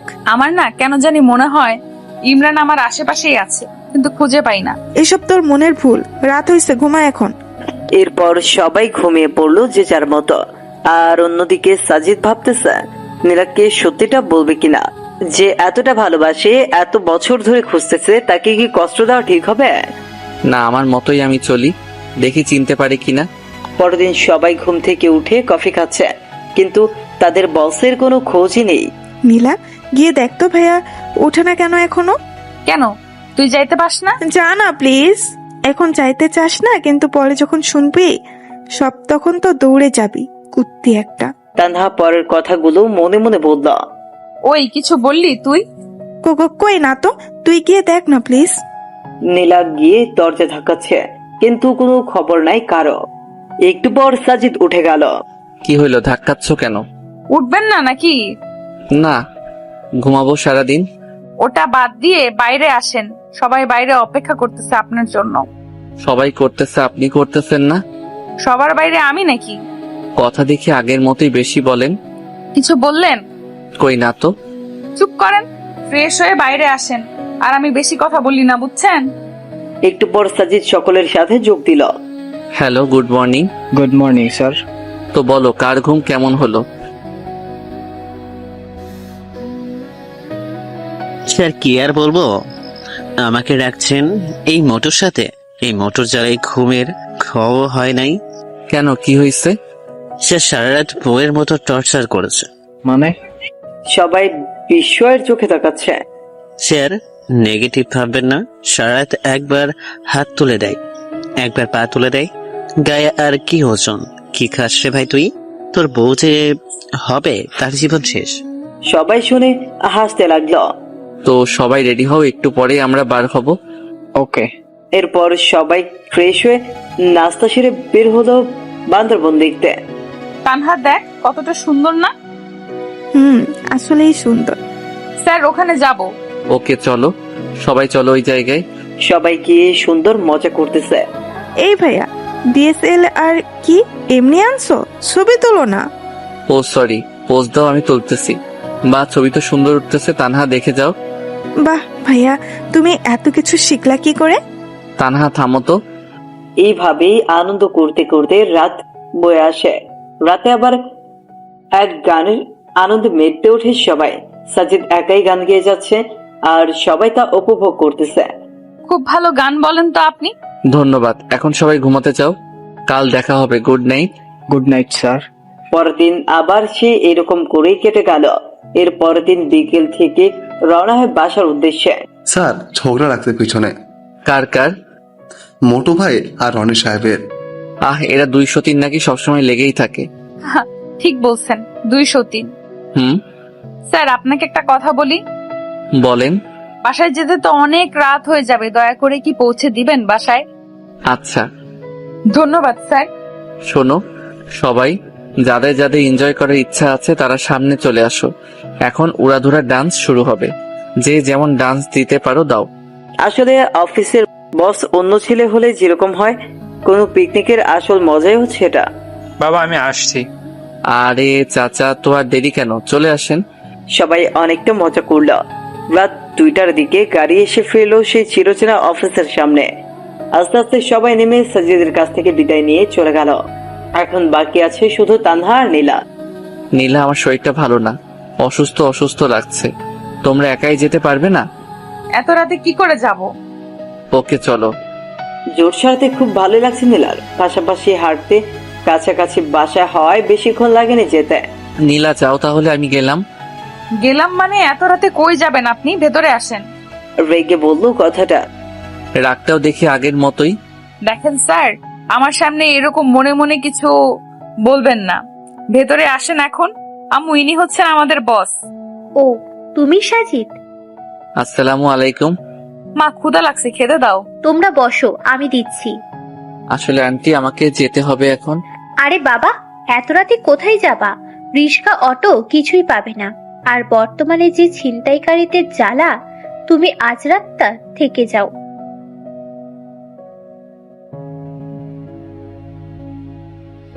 না আন্টি, সমস্যা নেই, যেতে পারবো। মামনি, যেতে যখন চাইছে যেতে দাও। সামনের ফাঁকা জায়গায় যে পেতনি থাকে সেটা তো তিনি আর জানেন না। যখন পিছু নেবে তখন নিজেই দৌড়ে চলে আসবে। কি বললা? পেতনি? ভয় চুপসে গেছে একদম। তানহা, খামোকা ভয় বাড়িয়ে দিচ্ছিস। বাবা যাও, টয়লেট ওইদিকে, ফ্রেশ হয়ে আসো, আমি খাবার দিচ্ছি। সাজিদার কিছু না বলে ফ্রেশ হয়ে আসলো। তো মা, এনজয় কেমন করলি? সে কথা আর কি বলবো মামনি, যাদের এরকম বস থাকে তাদের এনজয় কি খারাপ হবে? মা, একদম সেই। সাজিদ চুপচাপ খেয়ে নিল। এরপর নীলা সাজিদকে তার রুম দেখিয়ে নিজের রুমে চলে গেল। এদিকে সাজিদ ঘুমোচ্ছে, অন্যদিকে তানহা নীলা গল্প করতেছে। গল্প করতে করতে তারাও ঘুমিয়ে গেল। সকাল 8টার দিকে নীলার ঘুম ভাঙে, আর সেও শয়তানি করে তানহার ঘুম ভাঙিয়ে দেয়। অফিস বন্ধ, তাই তেমন তাড়াহুড়ো নেই, কিন্তু যা ঘটার তা তো ঘটেই গেছে। জ্বরের কবলে সাজিদ একদম কাবু হয়ে বিছানায় শুয়ে আছে। না ইচ্ছে করছে উঠতে, না ইচ্ছে করছে ঘুমোতে। চুপচাপ শুয়ে আছে। একটু পর তানহা চা নিয়ে আসে। ভাইয়া, ভাইয়া ওঠো, তোমার চা। কিন্তু সাজিদের কোনো শব্দই নেই। এই ভাইয়া। বলো। তোমার কণ্ঠ এরকম লাগছে কেন? অসুস্থ নাকি? একটু অসুস্থ, তবে ঠিক হয়ে যাবে। দেখি দেখি। সে যেন তানহার ডাক শুনলই না, কপালে হাত দিল। ও মা, এটা একটু অসুস্থ। নীলা, এদিকে আয়। জোরে ডাক দিল নীলাকে। কিরে, কি হয়েছে? জ্বর আসছে সেই। বলিস কি? তুই গিয়ে নাস্তা ওষুধ নিয়ে আয়, আমি দেখতেছি। নীলাও মাথায় হাত দিয়ে দেখে ভীষণ জ্বর। আমি বাসায় যাব, এখানে ভালো লাগছে না। কি বললেন? বাসায় গেলে দেখাশোনা করার জন্য বউ আছে নাকি? তা নেই, এরকম জ্বর আমাদের জন্য ব্যাপার না। চুপচাপ শুয়ে থাকেন। একটু পর তানহা নাস্তা আর ঔষধ নিয়ে আসলো। এরপর ধীরে ধীরে খেয়ে আবার শুয়ে পড়লো। তোমার শরীর খারাপ আর এই অবস্থায় বাসায় যেতে চাইছো? বাসায় গেলে খাইতে কি শুনি? সাজিদ চুপচাপ শুনতেছে কথা। এখন ঘুমান, আমি পট্টি দিয়ে দিতেছি। এমনিতেই সেরে যাবে, তার দরকার নেই। আপনারা মনে হয় নাস্তাও করেন নাই, যান নাস্তা করে নেন। চুপ করেন তো। এরপর পট্টি দিতে লাগলো। যে কোনো ব্যক্তি অসুস্থ হলে তারা চায় যে তাদের ভালোবাসার মানুষটা তাদের সেবা করুক। সাজিদ তো আর ব্যতিক্রম না। পট্টি দিতে দিতে নীলার ঠান্ডা হাতটা সাজিদের চোখে পড়তেছে, আর সাজিদের মনে হচ্ছে যে তার হাতটা যেন শরীরের সব তাপ শোষণ করে নিচ্ছে। সম্পূর্ণ এক অন্যরকম অনুভূতি সাজিদের মনে খেলা করছে। তানহা শুধু বসে বসে দেখতেছে আর মনে মনে হাসতেছে। এত কাছে এরা, অথচ নীলা বুঝতেই পারছে না যে সে তার সেই চিরচেনা মানুষটারই সেবা করছে। নীলা, আমার ভালো লাগছে না কিছু, বাসায় যাব আমি। ভালো লাগছে না জন্যই রেখেছি এখানে। দেখ। আচ্ছা সত্যি করে বলেন তো, মাথায় পট্টি দিয়ে দিতেছি, আপনার কি খারাপ লাগছে? না। তাহলে বললেন কেন ভালো লাগছে না? ঢং করেন আমার সাথে? কি হলো, চুপ কেন? আসলে আমি তোমাকে কষ্ট দিতে চাচ্ছি না। সেই ছোটবেলায় মা মারা যায়, এরপর জ্বর হলেও জোটেনি ওষুধ, এমনি এমনি জ্বর সেরে যেত। কখনো খেয়ে কাটতো, কখনো বা না খেয়ে দিন কাটতো। আচ্ছা আপনার বাবার কি হয়েছে? ওসব বাদ দাও। আর একটা কথা শোনেন, আপনি আমার বস, তো আপনার জন্য কিছু করলে সেটা কষ্ট না, বুঝছেন? শরবত বানাই দিতে পারবা? শুধু শরবত না, আমি ভালো করেই জানি জ্বর হলে মানুষের কোনগুলো খাইতে ইচ্ছা করে। একটু পর সব নিয়ে আসতেছি। আর তানহা ফুচকা বানাতে গেছে, কি খাবেন তো? ওকে, তবে ঝাল একদম বেশি থাকতে হবে। চুপচাপ শুয়ে থাকেন, আর ভুলেও ফোন হাতে নিবেন না। ফোনের রেডিয়েশন পড়লে জ্বর আরো বেশি হয়। জ্বর হলে কখনো চোখের সামনে নিয়ে ফোন টিপবেন না। ফোন থেকে যে রেডিয়েশন বের হয় তা অত্যন্ত ক্ষতিকর। আর চাপ নিবেন না মাথায় বেশি। যেমন জ্বর হলে বেশি পড়তে গেলে দেখবেন যে জ্বর আরো বেশি হইতেছে। আমার জ্বর আবার অন্যরকম, সারাদিন ভালো থাকে, কিন্তু সন্ধ্যা হলেই শুরু হয়, যারা 9টায় শেষ।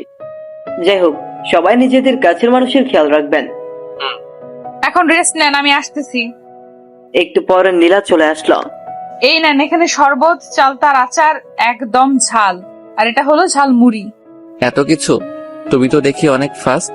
এখনো কিছু হয় নাই স্যার, একটু পর আরো কিছু আসতেছে। আরো কিছু? এগুলো তো একাই শেষ করতে পারবো না, তোমরা হেল্প করো একটু। ওকে, তা করব। এখন শুরু করো। এরপর সাজিদ নীলা তানহা খাওয়া শুরু করলো। কেমন হয়েছে? উফ, সেই। তানহা, ফুচকান। এরপর একটু আড্ডা দিল সবাই মিলে। স্যার, আপনি একটু ঘুমান এখন। হুম। কিন্তু ঘুমানোর চেষ্টা করলেই কি ঘুম আসে জ্বরের মাঝে? ঘুম আসে না তো। ওকে, আমি মাথায় হাত বুলিয়ে দিচ্ছি, আপনি চেষ্টা করেন ঘুমানোর। এমন ভালোবাসা কে না চায়? আসলে প্রতিটা মেয়ে তাদের যার যার ঘরে ডাক্তার, যারা ঔষধ ছাড়াই জ্বরকে ভালো করে দিতে পারে। আস্তে আস্তে ইমরান ঘুমিয়ে যায়। বিকেলের দিকে নীলার ডাকে ঘুম ভাঙে। স্যার, বলো। জ্বরটা একটু কমছে, গোসলটা করে নেন এখন। গোসল করলে যদি বেশি হয়? সম্পূর্ণ শরীর না ভিজিয়ে মাথাটা ভেজান, আর শরীরে ভেজা কাপড় দিয়ে মুছে নেন, ভালো লাগবে। ওকে। আসলেই বেশ ভালো লাগতেছে। এরপর খাওয়া শেষ করে 1 কাপ চা খেয়ে বাসার দিকে রওনা হয়। কিন্তু জ্বর কি একদিনেই পিছু ছাড়ার পাত্র? বাসার গেটে আসতেই যা যা খেয়েছে তা বের করে দিল মুখ দিয়ে। আস্তে আস্তে জ্বরটাও বাড়তে লাগলো। সাজিদও সুন্দর করে কাঁথা মুড়ি দিয়ে ঘুমিয়ে পড়লো। সন্ধ্যার দিকে অনেকটা ঠান্ডা লাগতেছে। শুয়ে পড়তেই ঘুম ঘনিয়ে আসে চোখে।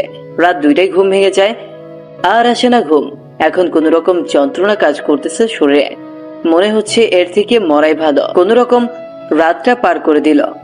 হ্যালো চাচা। হ্যাঁ বাবা, হঠাৎ এত সকালে? চাচা, আমার জন্য কিছু খাবার আর জ্বরের ওষুধ নিয়ে আসেন তো একটু। ওকে, আমি এক্ষুনি আসতেছি। একটু পর সব নিয়ে আসলো। চাচা, আর আজ সবাইকে অর্ধেক বেলা কাজ করে ছুটি দিয়ে দিন। আচ্ছা। সময় মতো সবাই চলে আসলো। তখন পিয়ন সবাইকে জানিয়ে দিল। চাচা, স্যারের অসুখ ভালো হয় নাই। না মা, আরো বেশি হয়েছে। সকালে গিয়ে খাবার ওষুধ কিনে দিয়েছি। ও, ওনার বাসার ঠিকানাটা দেন তো। ঠিক আছে, লিখে নাও। এরপর ঠিকানা নিয়ে তারা চলে গেল বাসার উদ্দেশ্যে। গিয়ে দেখে দরজা খোলাই আছে। এই যে বস, আপনার সমস্যা কি? হ্যাঁ, কই, কোনো সমস্যা নাই তো।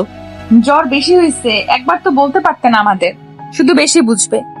তানহা, একটা অটো ডেকে নে। অটো দিয়ে কি হবে? যতদিন না জ্বর ভালো হচ্ছে আমাদের কাছে থাকবেন। এটা সম্ভব না। দেখেন, বেশি কাহিনী করবেন না, তাহলে কিন্তু ভুলে যাব আপনি আমার বস। আমার রাগ সম্পর্কে জানেন না, তাই চুপ থাকেন। আমি ভালো করেই জানি। কি বললেন? কিছু না। এরপর একটা অটো নিয়ে সোজা চলে আসেন নীলাদের বাসায়। আচ্ছা, আমি তোমাদের বাসায় কেন যাব? মানুষ তো এমনি বলবে যে আমি কে হই তোমাদের। তুমি আমার ভাইয়া না, হুম। তাহলে আবার এই কথা কেন? শোনেন মিস্টার, মানুষ কি বললো না বললো তাতে আমার যায় আসে না।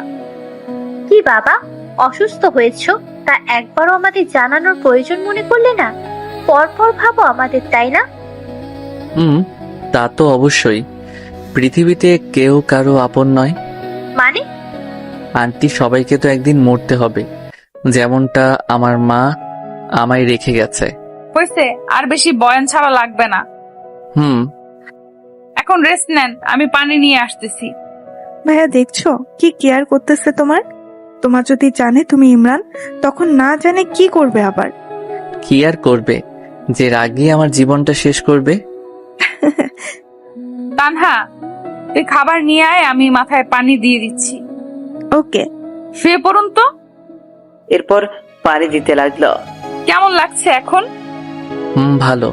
শুধু ভালো লাগছে না, অনেকটা স্বস্তিও পাচ্ছি। শুয়ে থাকেন, আমি দিচ্ছি। এইভাবে সেবা করতে থাকে নীলা। জ্বর একটু কমলেও সাজিদকে অফিসে যেতে দেয়নি। পরের দিন তানহা নীলাকে, এখন তো জ্বর কম, এখন বাসায় যাই। না, কাল সকালে এখান থেকে অফিসে যাবেন। কেন? রাতে যদি আবার জ্বর আসে। ও। ছাদে আড্ডা দেই, চলেন। ওকে। জানেন স্যার, আমার জীবনে যে সামনে কি হতে চলেছে কিছুই বুঝতেছি না। যাকে চাই তাকে খুঁজে বেড়াই, কিন্তু পাই না। আপনার জীবন সম্পর্কে বলুন একটু শুনি। আমার জীবন নিয়ে কি বলবো? আপনি কি বলেন? আপনি না বললেন বাবা মা নেই, তারা কিভাবে মারা গেল? মা মারা গেছে অসুস্থ হয়ে, আর বাবাকে হারিয়েছি মা মারা যাওয়ার 2 মাস পরে। তাহলে ছোটকালটা আপনার খুব প্যারাময় ছিল, তাই না? শুধু প্যারা না, আরো অনেক কষ্ট ছিল। আসলে কষ্টের পর সুখ আসে, তাই না? কি জানি, হবে হয়তো। আমি কবে দেখা পাবো? কিসের, সুখের নাকি ছেলেটার? দুটোরই। কে সেই ছেলে? ওর নাম ইমরান। শেষে আমায় একটা চিঠি দিয়ে চলে গেছে। আজ পর্যন্ত অনেক খুঁজেছি কিন্তু পাইনি। ও বাবা, তাড়াতাড়ি দেখিও। চলেন, ঘুমাবেন এখন। শোনো। বলেন। Good night. Good night. পরদিন সকালে ফ্রেশ হয়ে চলে গেল সবাই অফিসের দিকে। বাবা কেমন আছো? আলহামদুলিল্লাহ চাচা। জ্বর কমেছে কি? হ্যাঁ চাচা, যে ট্রিটমেন্ট দিছে জ্বর ভালো না হয়ে কই যাবে। এরপর সাজিদ ও রুমে গেল। একে একে সবাই এসে জিজ্ঞেস করতেছে স্যারের শরীর কেমন আছে। এই যে মিস্টার স্যার, কি? লাঞ্চের সময় হয়েছে, চলেন। এখন না, তোমরা যাও, আমি পরে আসতেছি। না, এখনই চলেন, বেশি কথা বলবেন না। ওকে চলো। তুমি তো আবার যে রাগী। রাগের তো কিছুই দেখেননি এখনো। আমার মা বাবা আর আমার বিএফ জানে আমি কেমন রাগী। হইছে, চলেন। এরপর খাওয়া শেষে আবার চলে আসে কাজে। ভাইয়া চলো এখন। আর একটু কাজ করে যাই। না, এখন চলো। আজব, যাবোটা কোথায়? কেন? আমার খালামণির বাসায়। আবার যাব কেন? আমি তো সুস্থ এখন। সুস্থ মানে যদি রাতে আবার আসে? আমি চাইতে বলছি চলো। আহ, এই দুই বোন জীবনটারে তেজপাতা বানাবে। ধরে নাও তাই। চলো এখন। কি আর করার, আবার গেলাম তাদের বাসায়। এবার আর সেবা না, এবার খাইয়ে 12টা বাজিয়ে রুমে পাঠাই দিছে। এই যে মিস্টার স্যার, কি অবস্থা? এই তো ভালোই। আচ্ছা, আমার একটা কথার উত্তর দিবেন? বলো। আচ্ছা, এই বয়সে আপনাকে স্যার বানাইছে কে? শোনো, টাকা আর নাম হলে নিজের বাবাও স্যার ডাকে। বুঝলাম। আচ্ছা, পড়ছেন কতদূর পর্যন্ত? তুমি যতদূর পড়ছো আমিও তেমনটাই। তাহলে সাবজেক্ট কি? তোমারটাই। এবার বলেন, ভার্সিটিও আমারটাই। কারেক্ট। তাহলে দেখি নাই কেন? সামনে যাই নাই তাই। ওয়েট, আপনি কি আমাকে আগে থেকে চেনেন নাকি? কি মনে হয় তোমার? না, প্রথম দিন যে প্রশ্ন করছেন তার জন্য কনফিউশনে ছিলাম, আর এখন শিওর হলাম। শিওর হওয়া ভালো। ঘুমান এখন। Good night. এরপর চলে গেল যে যার রুমে, আর সোজা হারিয়ে গেল ঘুমের দেশে। পরদিন আবার অফিস। সাজিদ একটু কাজে অফিসের বাইরে যায়, আর তখনই তার নামে একটা কুরিয়ার আসে। অফিসের চেয়ারম্যান আছেন কি? না, উনি তো বাইরে গেল, আমাকে দিয়ে দেন। দিয়ে দিব এখন। ওকে, এখানে একটা সাইন দেন। আচ্ছা। এরপর কুরিয়ার দিয়ে চলে যায়। মা, কুরিয়ারটা রাখো তো। তোমাদের কাছে সাজিদ মনে হয় লাঞ্চের সময় আসবে। আমি আবার বাসায় যাব তাড়াতাড়ি। ও তোমাদের সাথে লাঞ্চ করলে দিয়ে দিও। ওকে চাচা, দেন। না, কুরিয়ারটা নিয়ে কেবিন রাখলো, আর তখনই নীলার চোখে পড়ল। কিরে এটা? স্যারের কুরিয়ার। এরপর হাতে নিয়ে দেখতে লাগলো। হঠাৎ চোখ আটকে গেল ইমরান নামের জায়গায়। তানহা, এদিকে দেখতো। কি? স্যারের নাম আসছে, তাহলে ইমরান নাম আসলো কই থেকে? হতে পারে স্যারের আরেকটা নাম ইমরান। এরা নিশ্চয়। আরে স্যার আসলে এখন জিজ্ঞেস করব। একটু পর সাজিদ এসে লাঞ্চ শেষ করে নিজের রুমে গেল। কুরিয়ারটা আমাকে দে তো তানহা। কেন? আমি দিয়ে আসতেছি স্যারকে। ওকে। স্যার, আসবো? আসো। এই নেন আপনার কুরিয়ার। ও, এটা এসে গেছে, দাও। স্যার ওয়েট, এটা কি? আর আমাদের কেন বলেন আপনার নাম সাজিদ? ও, এটা বলতে ভুলে গেছি। আমার শুধু একটা কথার উত্তর দেবেন। কি কথা? শুধু সত্যি করে বলবেন আপনি আমার সেই ইমরান কিনা। পৃথিবীতে কি একটা ইমরান? স্যার, আমার প্রশ্নের উত্তর এটা না। যদি সত্যি বলি তখন কি হবে, আর মিথ্যা বললে তখন? সেটা পরে দেখতে পাবেন। বলেন এখন প্লিজ, হাত জোর করে রিকোয়েস্ট করতেছি, প্লিজ সত্যিটা বলবেন। আমি ইমরান। এটা বলতে দেরি আর গালে থাপ্পড় পড়তে দেরি না। এরকমটা না করলেও পারতেন। আপনি আর কখনো আমার সাথে কথা বলবেন না। আমি কালকেই চাকরিটা ছেড়ে দেব। এটা বলেই নীলা কেঁদে চলে গেল। ভাগ্যিস রুমের ভেতর থাপ্পড় দিছে, তাই কেউ দেখেনি। ইমরান দাঁড়িয়ে আছে। কি ভাবলো আর কি হয়ে গেল? ভাবলো নীলা কাছে টেনে নিবে, কিন্তু তা না, উল্টা আরো দূরে গেল। আমার না বলাটাই ভালো ছিল। হ্যাঁ, কি হয়েছে? নীলা এভাবে গেল কেন? সব বলে দিছি, বাকিটা তুমি বলিও। ওর রাগ বেশি, তা তো জানোই। আস্তে আস্তে সব ঠিক হবে। আল্লাহ, কি যে ঠিক হবে তুমি ভালো জানো। যে মেয়েটা নীলা বাসায় এসে দরজা লাগিয়ে শুরু করে দিল কান্না। এটা কষ্টের কান্না নাকি খুশির কান্না তা সে নিজেও জানে না। হতে পারে কষ্টের, আবার হতে পারে খুশির। এতদিন ধরে যাকে খুঁজে আসতেছে তাকে পেয়েছে আজ, খুশি তো হবেই। আর ইমরান এতদিন আশেপাশে থেকেও কোনোদিন পরিচয় দেওয়ার প্রয়োজন মনে করেনি। এটা ভেবে হয়তো কষ্ট পেতে পারে। মানুষের জীবন যে কখন কি হয় বলা কঠিন। নীলা, এই নীলা, কি হয়েছে? আজ এত তাড়াতাড়ি আসলি যে? কি রে মা, দরজা খুলতো, শুনি কি হয়েছে। আমাকে বলবি না তুই? তুই বলতি না আমি তোর বেস্ট ফ্রেন্ড, আর আজ আমাকে বলবি না? নীলা আর থাকতে না পেরে দরজা খুলে আবার কান্না শুরু করে দেয়, তবে এবার তার মাকে জড়িয়ে ধরে। আরে পাগলি মেয়ে, এরকম করে কেউ কাঁদে নাকি? কি হয়েছে সেটা তো বলবি। ইমরানকে পেয়েছি মা। কি? কোথায় সে? থাপ্পড় মেরে চলে এসেছি। ও মা, কেন? আমার সামনেই ছিল এত বছর, কিন্তু পরিচয় দেয়নি কখনো, তাই। দেখো দেখি মেয়ের কাণ্ড। তা কে সে যে তোর সামনে থেকেও পরিচয় লুকিয়েছে? আমার অফিসের বস কুত্তাটা আছে না, ওটাই হয়। ও মা গো, এতদিন সাজিদ নামে ছিল? আরে মা, ওইটা আমার ভার্সিটিতে আমার সাবজেক্টই ছিল, আমাকে চিনতো ভালো করে। আচ্ছা, তুই তাকে চিনলি না কেন? ও কি আর আগের ইমরান আছে মা? আগে চশমা পরতো, ঢিলে পোশাক পরতো, পায়ে জুতা কম দামি ছিল, চুলগুলো একদিকে রাখতো, তেল দিত চুলে। কিন্তু এখন সব তো চেঞ্জ, এমন ড্রেস পরে যা কল্পনার বাইরে। চশমাটাও নেই, জুতো তো কম দামি নেই, মুখের গঠনটাও চেঞ্জ করে ফেলছে গরুটা। বুঝলাম। তা এই জ্বরের মাঝে ছেলেটাকে থাপ্পড় মারা কি ঠিক হয়েছে? যদি জ্বর আসে আবার? আসলে আসবে। আমার একটা প্ল্যান আছে। কি প্ল্যান? ও তোকে কষ্ট দিয়েছে না, ওকে শাস্তি দেওয়া দরকার। কিভাবে? ওকে ইগনোর করে চলবি সব সময়, আর ও রিয়াকশন দেখবি। তবে মা, একটা জিনিস বুঝলাম না, ছেলেটা এতটা চেঞ্জই হলো কি করে? আর যার কিছু ছিল না সে আজ কিনা সফটওয়্যার কোম্পানির মালিক। শোন, মানুষের মনে যদি ইচ্ছে থাকে আর যদি সে কঠোর পরিশ্রম করে তাহলে সব সম্ভব। হয়েছে, অনেক কেঁদেছিস, এখনই খাবি। এখন মজা করার সময়, কষ্ট পাওয়ার সময় না। এতদিন তো কষ্ট পেলি, এখন না হয় একটু মজা নে। তবে মা, আমি বুঝি না খ্যাটটা এরকম হলো কিভাবে। ওই যে ইচ্ছে শক্তি। এখন খাবি, চল তো। এরপর নীলা খেয়ে টিভি রুমে গিয়ে টিভি দেখতে থাকে। টিভি দেখা শেষ হলে আবার ঘুরে নিয়ে ছাদে চলে যায়। আসলে বিকেল বেলাটা ঘুরে উড়াতে বেশ ভালোই লাগে নীলা। মামনি, নীলা কই? এতক্ষণে তানহাও এসে গেছে। উপরে আছে, দেখ গিয়ে। শোন শোন, খেয়ে যা আগে। দাঁড়াও, আসতেছি।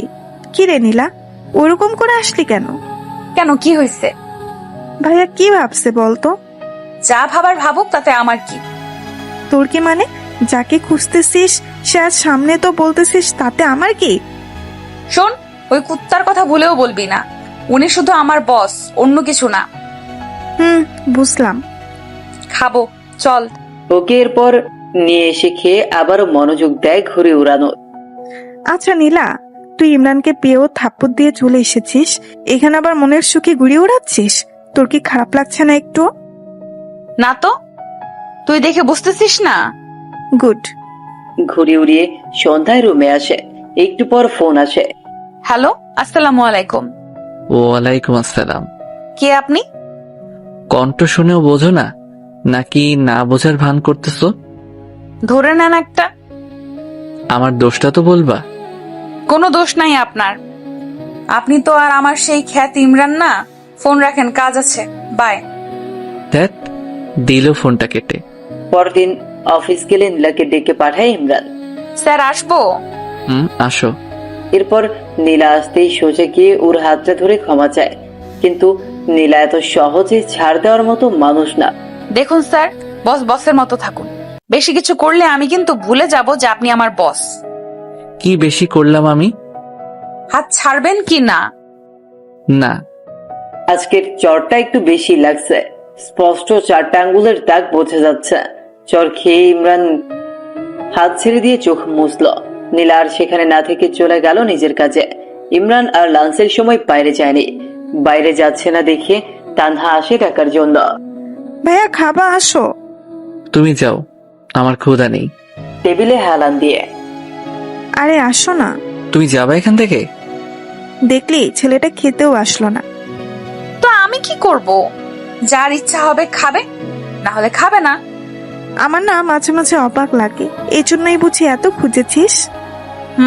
এই তো বুঝছিস। এরপর অফিস শেষ হলে সবাই বাসায় চলে যায়, কিন্তু ইমরান এখনো অফিসে। বাবা বাসায় যাবা না? হ্যাঁ চাচা, শরীরটা ভালো ঠেকছে না, একটা রিক্সা ডেকে দেন তো। আচ্ছা। এরপর রিক্সা আসলে ইমরান সোজা ডাক্তারের কাছে গিয়ে জ্বরের ঔষধ নেয়। কেন জানি ওর মনে হচ্ছে জ্বর আসবে, আর তার ধারণাও ঠিক রাতে জ্বর আসে। হয়তো মায়ের জন্যই জ্বরের চোটে আজ অজ্ঞান হয়ে যায়। পরদিন সবাইকে অফিসে দেখা গেলেও ইমরান নেই। সবাই পিয়নকে জিজ্ঞেস করতেছে বস কই, কিন্তু তিনি আর কি বলবেন, নিজেও তো জানেন না। তিনি সবাইকে বলল যে যাওয়ার সময় সাজিদ বলেছিল তার নাকি শরীরটা খারাপ। এর বেশি জানি না আমি। সকাল থেকে ফোন দিচ্ছি কিন্তু উঠাচ্ছে না ফোন। নীলা চল, ভাইয়ার বাসায় যাব। কাহিনী বাদ দিয়ে চুপচাপ কাজ কর। আমার কথা তোর কাছে কাহিনী মনে হয়? ভালোই তো বদলে গেলি তুই নীলা। পরশু পর্যন্ত ঠিকই খুঁজছিলি, আর এখন আসলে তুই বুঝাতে চাচ্ছিসটা কি? হ্যাঁ, কিছুই না। ভালো। ফোন করেই যাচ্ছে কিন্তু কোনো খবর নেই। এভাবে একটা দিন চলে যায়। পরের দিন আবার অফিসে বস নেই। চাচা আজকেও কি স্যার আসবে না? না, ফোনটাও বন্ধ, হয়তো কোনো কাজে বাইরে গেছে। সময় হলে চলে আসবে। আর আজ সকালে ছুটির 1টার পর হবে। নীলা আমার কাছে ভালো ঠেকছে না রে, কাজে গেলে কেউ ফোন অফ করে না। আমি গেলাম, তুই আসলে আয়, না হলে থাক। তুই তোর ইমরানকে হারাতে পারিস, কিন্তু আমি একটা ভাই পাইছি, তাকে হারাতে পারবো না। দাঁড়া, আমিও যাব, দেখি তোর ভাই কোথায় লুকিয়ে আছে। এরপর দুজন সোজা চলে যায় ইমরানের বাসায়, কিন্তু ইমরান থাকলে তো দেখা পাবে। হ্যালো চাচা, স্যারের বাসায় তো তালা দেওয়া। স্যার কোথায় দয়া করে বলবেন প্লিজ? আসলে চাচা প্লিজ সত্যিটা বলেন। হাসপাতালে। মানে ওখানে কেন? অসুস্থ অনেক, তাই বাসায় দেখাশোনা করে কেউ নাই, তাই আজ সকালে হাসপাতালে ভর্তি করাইছে। কোন জায়গায়? ল্যাব এইডে আছে এখন। আচ্ছা, কি হলো? কোথায় এখন? হাসপাতালে। হোয়াট? এটাই তো চাইছিলি তাই না? চল। কোথায়? যে হসপিটালে আছে সেখানে। ওকে। এরপর তারা সোজা চলে যায় হাসপাতালে। অফিসের লোকের কাছে কেবিন নাম্বার নিয়ে চলে যায় তার কাছে। দেখ কত ভালোভাবে শুয়ে আছে। শুয়ে আছে না, ঘুমের ওষুধ দিছি। এরপর তানহা মাথায় হাত দিল, আর নীলার হাতটাও নিয়ে গিয়ে দিল মাথায়। দেখলি কিরকম জ্বর? এসব তোর জন্যই হয়েছে। কি মাইরটাই না দিছিস আল্লাহ। আচ্ছা তোর রুমালটা দে, এর মাথাটা ঠান্ডা করি পট্টি দিয়ে। হঠাৎ মাথায় ঠান্ডা অনুভব হয়। কিছুক্ষণ পর ঘুম ভেঙে যায় ইমরানের, কিন্তু কেন জানি চোখ খুলতে পারছে না। পারবে বা কি করে? নীলার এক হাত তো তার চোখে। হঠাৎ কারো কণ্ঠ শুনে জোরে উঠে পড়ে ইমরান। নীলা আবার টেনে নামায় নিচে। তোমরা এখানে কেন, কোনো সমস্যা? আসলে সমস্যা, তবে আমার না, তোমার। আমাকে তো সহ্য করতে পারো না। চুপচাপ শুয়ে থাকেন, কথা বললে দিব একটা বসিয়ে। ওই তোমার সমস্যা কি? কথায় কথায় শুধু মায়ের আর মায়ের। তোমাকে এখানে কেউ আসতে বলছে কষ্ট করে? হ্যাঁ, আসলা কেন? তাও মগের মূল্য পাইছো। ইচ্ছা হলে মারবা, ইচ্ছা হলে চলে যাবা। তোমার হিসেবে আমি কি কষ্ট পাইনি 6 বছর? আরে তুমি তো বাবার হোটেলে ছিলা, বুঝবা কি? আমি হাড়ে হাড়ে বুঝেছি জীবনটা আসলে কি। প্রতিটা সময় গেছে এই সমাজের লোকদের সাথে যুদ্ধ করে নিজেকে তাদের সমতুল্য করে তুলতে। তারপর তোমাকে ভুলিনি। মেয়েরা না ছেলেদের স্মার্টনেসকে ভালোবাসে, টাকা পয়সা ভালোবাসে, অন্য কিছু না। তোমার কি মনে হয় আমি এতদিনে প্রপোজাল পাইনি? আরে তোমার সামনেই তো তোমার বোন সেদিন প্রপোজ করছে, আর বাকিগুলো না হয় নাই বললাম। তারপরও কারোর সাথে প্রেমে জড়াইনি, কারণ একটাই, তোমাকে ভালোবাসি। প্রতিটা দিন কাছ থেকে না হলেও দূর থেকে দেখেছি। আমারও ইচ্ছা ছিল তোমার কাছে যাওয়া, কথা বলা, কিন্তু পারিনি। আগে প্রতিষ্ঠিত হতে চেয়েছি, আর তুমি ভাবো যে শুধু তুমি কষ্ট পাইছো। বাবা, স্যারের দেখি মুখ দিয়ে বুলেটও বার হয়। স্যার, এখন এখান থেকে আমার বাড়ি চলেন। কেন? একদিন ট্রিটমেন্ট না করেই জ্বর হাইয়ে উঠছে। আরো যদি এখন ট্রিটমেন্ট ছেড়ে দেই তখন তো জ্বরের টেম্পারেচার বেড়ে পার হয়ে চলে যাবে। হয়েছে, আমাকে নিয়ে ভাবতে হবে না। 6 বছর যাকে নিয়ে ভাবলাম তাকে এত তাড়াতাড়ি কেমনে ভুলি? ভালো। যাবেন কি এখন? না। আরে আরে নীলা, ছেলেটার জ্বর রে। আঙুল বাঁকা না করলে ঘি ওঠে না রে। কি এখন যাবেন তো স্যার? ইমরান কিছু না বলে চুপ করে আছে। এই যে স্যার, উঠবেন কি এখন? হুম। এরপর হাসপাতাল থেকে তারা চলে গেল তাদের বাসায়। কি বাবা, কেমন আছো? এই তো একটু অসুস্থ আন্টি। তা তো দেখতেই পাচ্ছি। মা, স্যার আমাদের সাথে থাকবে এখানে এখন থেকে। আচ্ছা। না, আমি থাকবো না। কেন? এমনি। আমি থাকতে বলছি, থাকবেন। চুপ, একদম চুপ। তোমার সব কথা শুনবো নাকি? হবে। সম্ভব না, অনেক সহ্য করছি, আর না। চুপচাপ শুয়ে থাকেন এখানে। ইমরানকে শুইয়ে দিয়ে নীলা চলে গেল পানি আনতে। এবার আবার শুরু করলো পানি দেওয়া। মায়েরটা খুব লাগছে তাই না? হুম।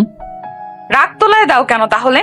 এতদিন আমার সামনে থেকেও একবার বলার প্রয়োজন মনে করনি? তুমি জানো তোমাকে খুঁজতে গিয়ে কত জনের কত কথা শুনতে হয়েছে, কত কষ্ট করতে হয়েছে। তোমার আশা তো ছেড়েই দিছি। আমি শুধু আল্লাহর কাছে বলছি, আল্লাহ প্লিজ একবার ইমরানের সাথে একটা বার দেখা করার সুযোগ দিও। আর কিচ্ছু চাই না। আমাকে বললে কি এমন ক্ষতি হতো তোমার, বলো? কিছুই না, আগে নিজেকে চেঞ্জ করতে চেয়েছি। তুমি তো বলেছো চুল না কাটলে, শার্ট জুতা না পাল্টালে তোমার সামনে না আসি, তাই আসি নাই। আমি রেগে বসি জন্য তুইও সেটা মাইন্ডে নিবি কুত্তা? ওই কি তুই তুকারি করে গালি দিচ্ছ? আমি তোমার বস বলে যেও না। ওই শোন, তুই আমার ক্লাসমেট, ওকে? এটা তোর অফিস না, তো বস বস করবি না। আচ্ছা, নিজেকে এত সহজে পাল্টালেন কি করে? নীলা পট্টি দিতে লাগলো। প্রশ্ন করতেছে, সহজ? এর থেকে কঠিন কিছু নেই। যে ছেলে কাপড়ের মুখ দেখেনি, সেই ছেলেটা এইরকম কাপড় জুতা পরার জন্য দিনরাত এক করে কষ্ট করেছে। দিনে প্রাইভেট আর রাতে পার্ট টাইম জব।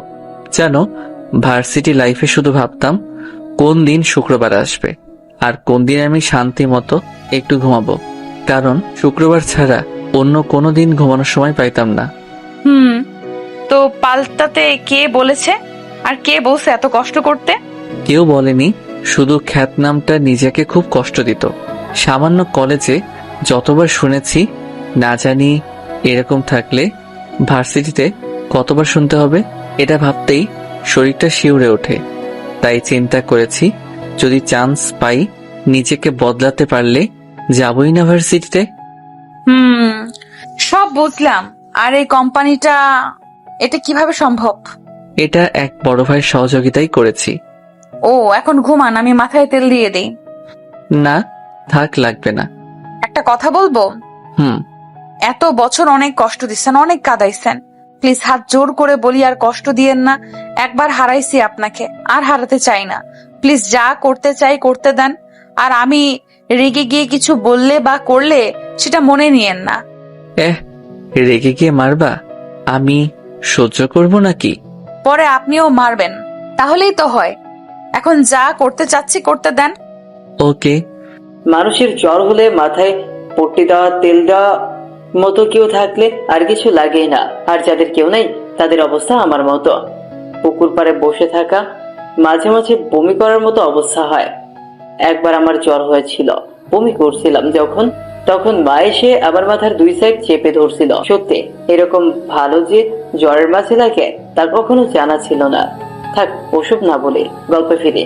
ইমরান তো বেশ মজাতেই আছে। সারাদিন মেয়ের পাশে সেবা করে যাচ্ছে, আর কষ্টে আছি আমি, কেউ নেই পাশে। নীলা মাথায় তেল দিয়ে দিতে দিতে ইমরান ঘুমিয়ে পড়ে, কিন্তু নীলা থেমে থাকে না। সে 11টায় বসেছে ইমরানের পাশে, বিকেল 3টে পর্যন্ত পাশেই বসে আছে। এর মধ্যে ইমরানের ঘুম ভেঙে যায়। তুমি এখনো এরকম করে দিচ্ছ? বললাম না একবার হারাইছি, আর হারাইতে পারবো না। যাও, এখন গোসল করে খাও। ওকে, নীলা গেলে আবার তানহা চলে আসে। ভাইয়া কি অবস্থা এখন? ভালো লাগছে না কিছুই। কিছু খাবা ভাইয়া? না।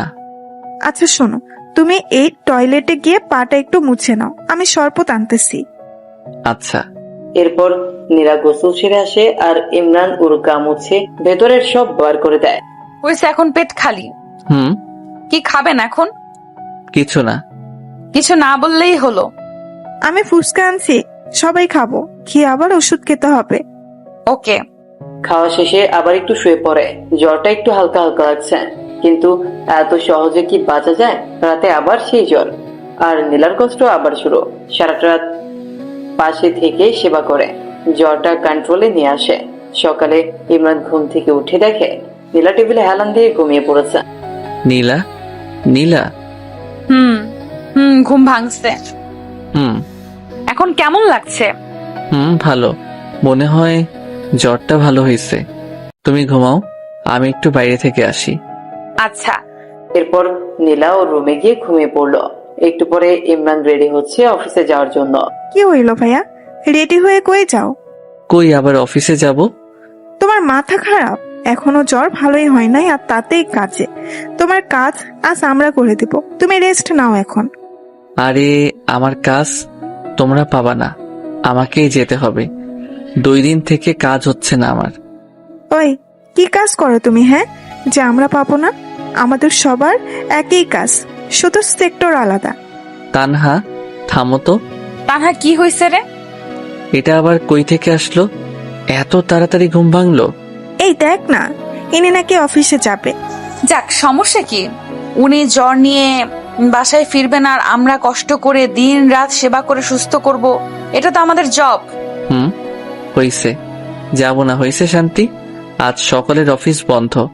আমার ল্যাপটপটা দাও, আমি সবাইকে টেক্সট করে দিচ্ছি।